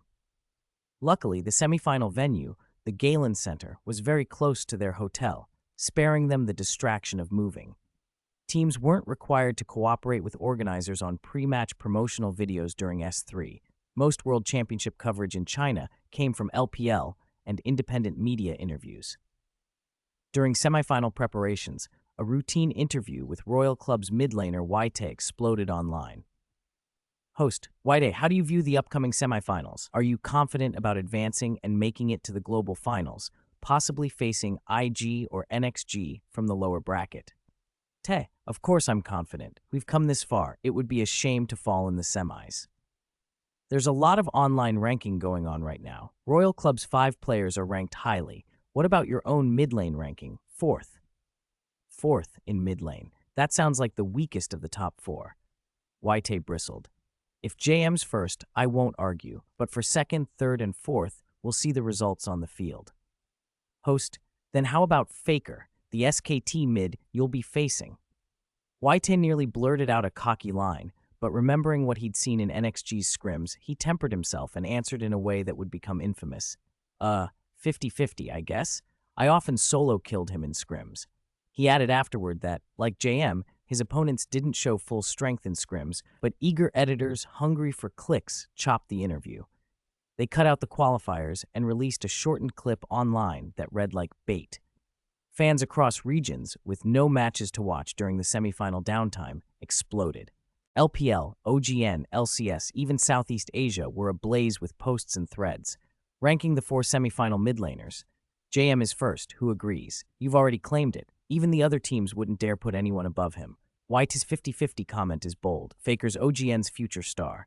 How do Korean netizens feel? Their future star is only 50-50 against SKT's third-ranked LPL mid. It's just scrims. Who would really play seriously? Oh right, TSM, clowned. OGN viewers replied furiously, Faker will crush him, 3-0 in the semis. As for JM, our OGN's new Demon King will make him feel our power in the finals. The new era's ship has sailed. JM is just a remnant of the old era. The future throne is OGN's. A 19-year-old remnant? If that's how they saw it, fine. Online arguments never ended conclusively, and before long the S3 semifinals day arrived. September 28th, 5 p.m., Los Angeles. The coastal sunset painted the venue in crimson. Last October, this arena had witnessed an S2 champion crowned. This year, that same venue hosted the semifinals. The Sports Center, holding nearly 16,000 people, was packed. Hello, summoners of League of Legends. Good afternoon, everyone. After a brief heavy metal opener, the host strode on stage in a red robe, voice booming. Welcome to the live broadcast of the 2013 Global Finals semifinals here at the Galen Center, Los Angeles. Last year here, TPA claimed their title. Over the next 2 days, the semifinal winners will head to Staples Center. Now, let's welcome our first semifinalists. SK Telecom T1 and Royal Club. A roar filled the arena as both teams took the stage. The SKT versus Royal Club matchup, already stoked by the mid-lane debates, drew massive attention. Even during the pick and ban phase, the live stream's peak viewers had topped the quarterfinal peak. Game 1 surprised everyone. SKT, usually cautious, opened aggressively. Top-locked Kennen, mid and jungle chose LeBlanc and Lee Sin. Royal Club went teamfight, Orianna and Vi, with Lissandra top. The early game was tense and measured. First blood didn't come until 9 minutes in. Faker's LeBlanc poked from unbelievable range and chunked Orianna's health. Benji swooped in, landed a slow ward hop and an R+ flash combo to knock Waite out from under turret. Even risking turret damage and lost jungle time, Bengi timed his play to wait for Faker's cooldowns and secured first blood on Orianna.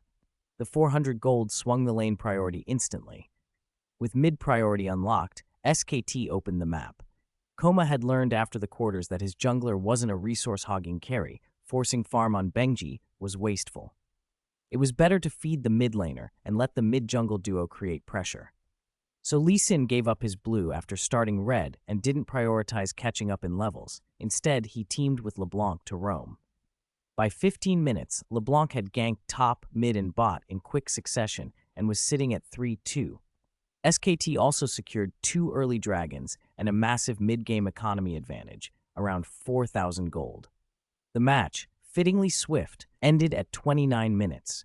Royal Club's late-game composition never hit its stride, and SKT demolished their base. Chapter 232, Egg Hat Orianna, and the 3-2 that changed history. After the first match of the semifinals, the OGN audience couldn't hold back. During the break, they flooded the forums and began to mercilessly mock. Oh, 55 Kai? This the 55 Kai you hyped before the match? A super god LeBlanc and a 1-3 Orianna, and you still call it 55 Kai?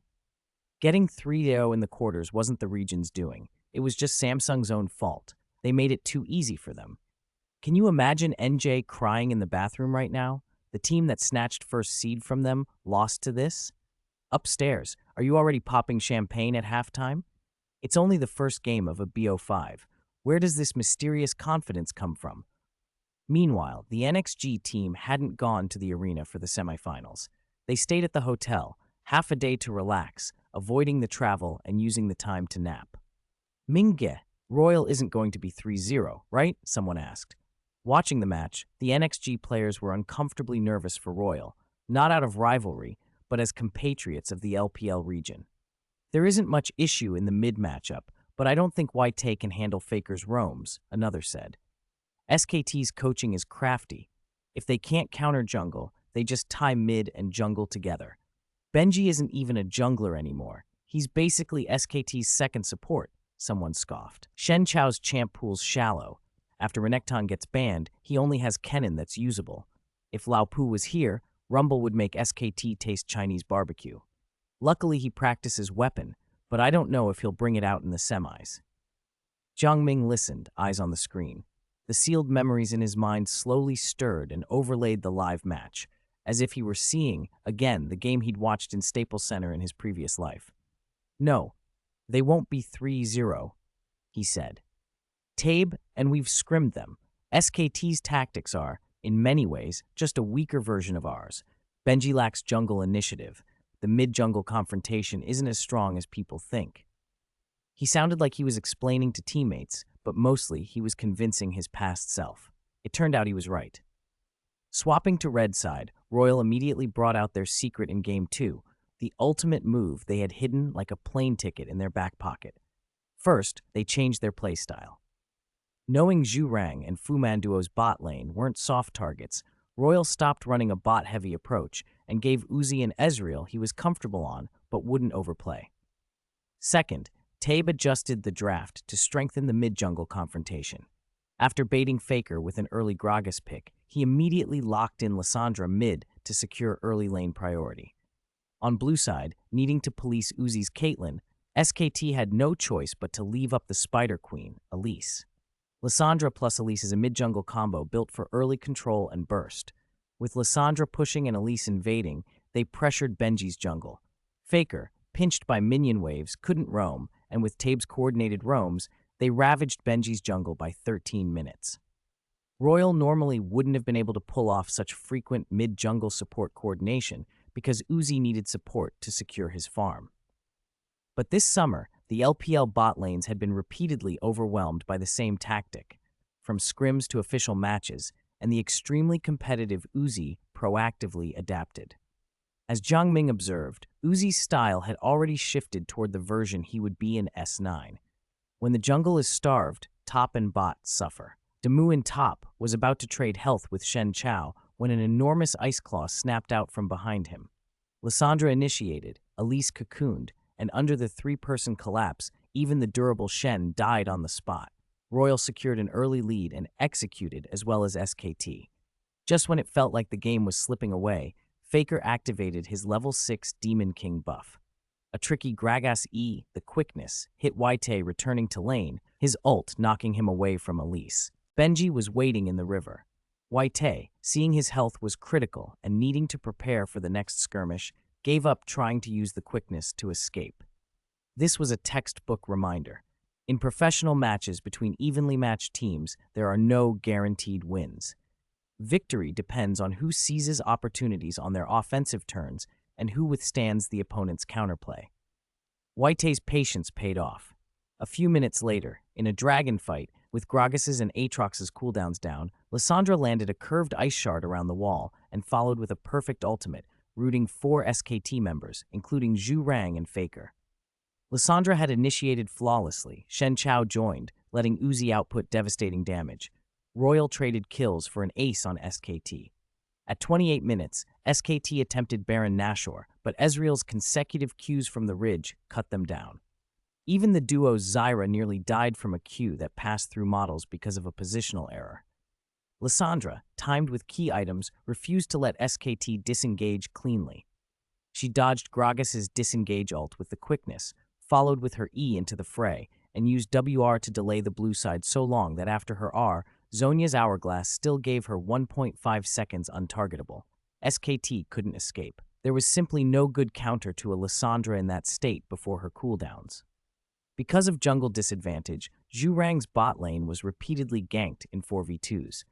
Vayne's farm stalled badly. She'd only just completed Blade of the Ruined King and Phantom Dancer, and now faced an Ezreal with a Bloodthirster advantage.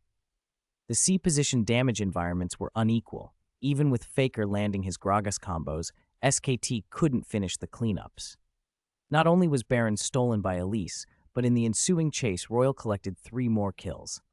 With the Baron buff, Royal won 2 consecutive teamfights and pushed down SKT's main base. Tied 1-1, they returned to square one. Game 3. Faker played signature Ahri, Benji countered with Lee Sin, and Zhu Rang and Fu Man duo took Ezreal and Zyra. But Royal then revealed their ultimate lineup. Top Weapon Master, Jungle Elise, mid Gragas with Corki and Leona bot. Using lane swap advantage, Tabe ganked Faker's Ahri in mid at level 2, forcing a key the quickness. Then the top weapon ganked, Elise Tower Dove. By mid-game, Faker's Ahri had been reduced to a miserable 0-3 at one point. The match dragged to 40 minutes, gold differences barely 2k all game. SKT's gold was stacked on Zhu Rang's Ezreal. His 5-1-5 made him a core carry. But you have to admit, Faker's farm catch-up is amazing. 407 CS, outfarming YT's Gragas by over 40 CS. The commentators marveled. Watching a 0-3 Ahri still threaten Royal's backline like a 3-0, the LPL casters were breathless. Royal themselves were stunned. They had exhausted all their trump cards and still couldn't dominate SKT. In the final high ground push, Uzi's Corki was nearly charmed by Ahri and nearly died, but he cleansed instantly with Quicksilver Sash and flashed back to safety. Royal took the series 2-1 and secured match point, still just a bit short. Jiang Ming shook his head. The current Royal was stronger than in the original timeline. Uzi had improved drastically. Even Fist had accidentally weakened SKT's Benji, yet SKT had evolved under NXG's influence. Knowing Royal's style didn't mean SKT could relax, though. Trailing 1-2, SKT pulled out their ultimate response in Game 4 to avoid an embarrassing 3-1 upset. Benji transformed from a passive herbivorous jungler into a feeding machine. From level 1, from blue buff to wolves, every jungle resource was funneled to Faker.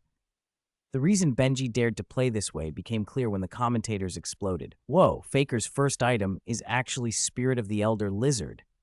Mid Orianna bought a jungle item. Spirit of the Elder Lizard item effect, plus 50 ability power, plus 10% cooldown reduction. Unique passive, Spirit Drain. Gain 2 ability power for each large or epic monster killed, max 30. Unique passive, Butcher, deals 30% increased damage to monsters. 6% of damage dealt to monsters is converted into health, 3% into mana. Unique passive, Conservation, gains 1 bounty stack every 1.5 seconds, max 80 stacks. Upon killing a large or epic monster, up to 40 stacks can be converted into gold. Thanks to Fist's major patch, the Egghat Orianna, originally slated for S4, showed up early. For 2,400 gold with stacked components, the item could give a champion up to 90 AP, plus mana and health regen buffs, and even extra gold income to accelerate farming. You could imagine how broken it was. Jiang Ming wasn't surprised. After a major patch, any competent coaching staff would research new builds, and SKT preparing Egghat Orianna for the semifinals was, in a way, a last-ditch effort. In Game 4, under Benji's full commitment to feeding Faker, a 0-2 Orianna with just 2 kills managed to complete a full 6-item build by 41 minutes. Faker set 2 records from the S3 Global Finals that game, highest CS and most gold at the same time mark. If it had been anyone else, you might worry about performance, but with Faker, everything felt secure. At 43 minutes, in a jungle fight, Orianna's QR pulled in 3 people and instantly killed Royal's mid and jungle. SKT tied the series. The deciding game. Teams lamented from abroad that there was no blind pick in the finals. They would have loved to see another double Z war. In Game 5, Royal's biggest weakness was exposed, a lack of depth. After their 3-pronged assault, both sides fell back to raw mechanics.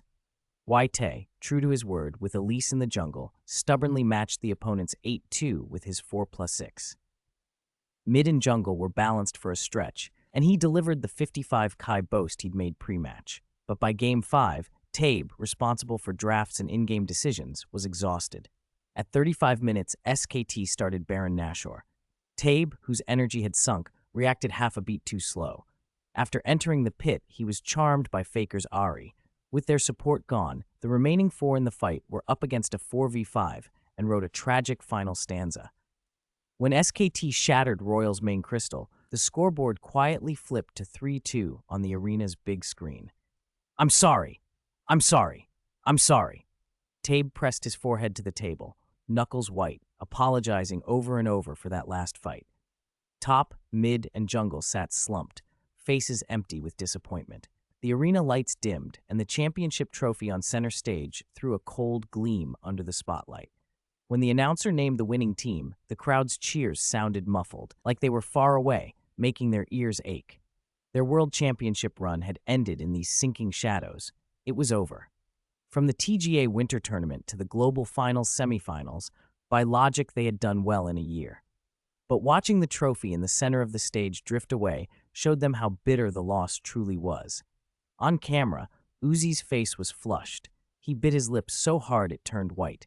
He kept glancing upward, fighting tears he couldn't explain. He had matured, had suffered so many defeats, but he couldn't stop the emotion. It felt as if a voice in the dark whispered that this might be the closest he would ever get to lifting that Summoner's Cup. Chapter 233, Fighting IG, Victory Will Only Belong to NXG. The outcome of the Royal Family versus SKT semifinal didn't spark much controversy.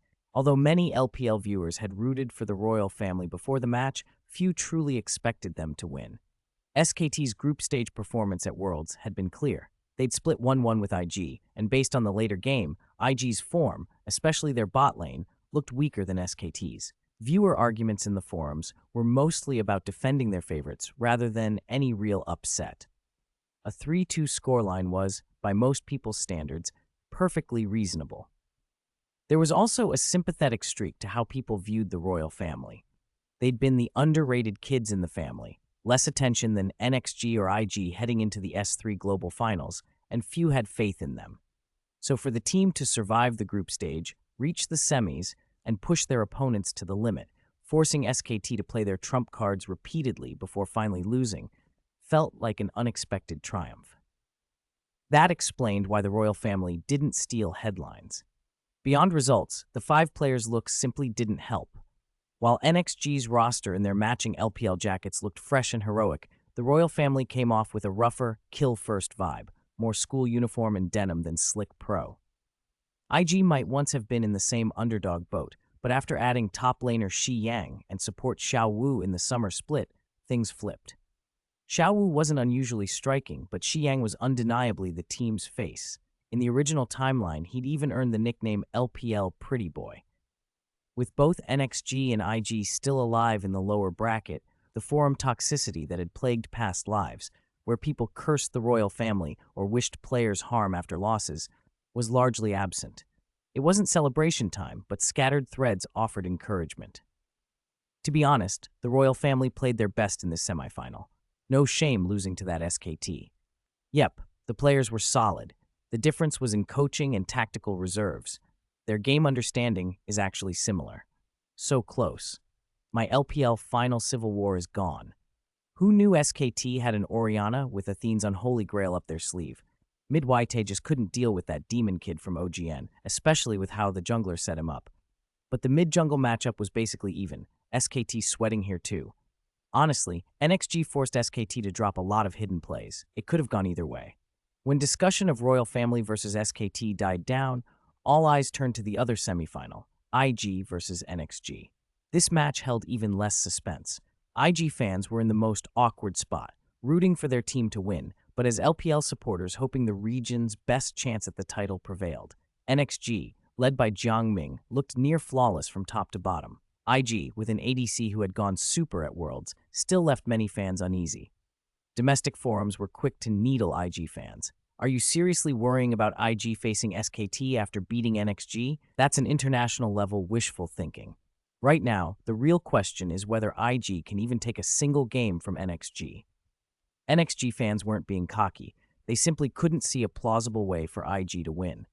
In the mid and jungle, Zitai couldn't break through Yihan and Xiao Shito's defense, let alone JM's schemes. Shadow had gained from the current patch, but his transition into a carry-style jungler was still too new. NXG had been cultivating a jungler as core strategy since spring, giving them the edge. And bot lane? Support Xiaowu knew some of his old team's tactics, but he couldn't outred Dor, who had the better grasp of IG's top and support. The forum's most brutal line summed it up. The hopes pinned on Xiaowu and Shi Yang would scarcely have earned them a place on NXG's second squad. If IG had any advantage, it was PDD top. Maybe he could barely hold Norsha back. But imagining IG beating NXG felt like the stuff of fairy tales, bribery, fixers, and miracles, none of which sat well with reality given NXG's 5-player resolve. On the morning of the 29th, White Crescent walked to the players' room and found the team already washed up and waiting on the couch at the end of the corridor. Heh, guess who won today's prediction? Song Yuan grinned. This is the strength of the LPL champion top laner. You call that a prediction? Pang Ran rolled his eyes. If your support's dad hadn't tipped you off last night, would you have guessed? If your ADC's dad hadn't woken you up, you'd still be dreaming matches right now. If it weren't for, hey, don't ruin my moment. Song Yuan waved them off. White Crescent smiled and pointed at the elevator. Keep squabbling and I'm leaving without you. Whoa, hold on. Whitey-chan, don't be like that, came the chorus. Mingay had messaged them the night before. Short meeting in the morning. Don't be late. The third-floor meeting room at the hotel was already set. Chen Muxin waited inside. After everyone sat, Jiang Ming walked in a few minutes later. He looked at the players and began in a measured tone. I think this will be our last official team meeting until the end of the World Championship. You might ask, aren't there finals after the semifinals? Why is this our last meeting? His voice was steady, and his words left no room for debate. Because for NXG, there are only two outcomes. Either we get eliminated and don't make the global finals, or once we get there, victory will be ours. At 2 p.m. local time, midnight in Beijing, NXG's official Weibo updated League of Legends Global Finals, We Are Here. The accompanying poster was prepped for the match against IG. Unlike their usual promos, NXG's poster didn't show the opposing team. It showed a young man in an NXG uniform, holding a spear engraved with IG's logo, climbing toward the peak of a snowy mountain. At almost the same time, IG released their own poster in the same style. The composition mirrored NXG's, but the weapon in the character's hand was Shadowstream Lord's shuriken. The two posters echoed each other perfectly, both teams expressing absolute confidence that the semifinal winner would drag the other up to the summit with them. The comment sections lit up. As expected of Mingji, so confident, already booking today's victory. I get NXG posting it, but IG? Are you messing with your fans' heads? IG, I have General Pan Feng. He'll slay Jiang Ming. The global finals are ours. As an IG fan, I want to complain, but it's just a wish for good luck. Both sides mean well. This means whichever team gets to the final will bring the other's inspiration with them, right? Both are family. No matter who wins today, it's still our region. What about my royal family? Look closely. The strap on the character has the royal family's logo. They're in there too. Hours later, the starting lineups took the stage. NXG's roster: top Norsha, jungler Stone, mid Yihan, AD Sari, support Dor. Head coach Jiang Ming. The Galen Center shone under floodlights. The arena was full, fans waving props and shouting for their teams. At the main stage, the LPL commentary desk had a special guest. Beside Xiao Xiao and Bella stood Shen Chao, the royal family's top laner, fresh from his world's run. He'd been invited to join the broadcast and analyze the matchup alongside Xiao Xiao. Stream viewers laughed at the sight, joking that the organizers were worried Xiao Xiao might be biased and needed another analyst to steady him. During pre-match build-up, the big screen rolled through both teams' World Championship stats. NXG had only played one series so far, crushing FNC 3-0 in the quarters, while IG had stuttered through group stage losses. The comparison looked like a cliff. Then the director cut to the lobby.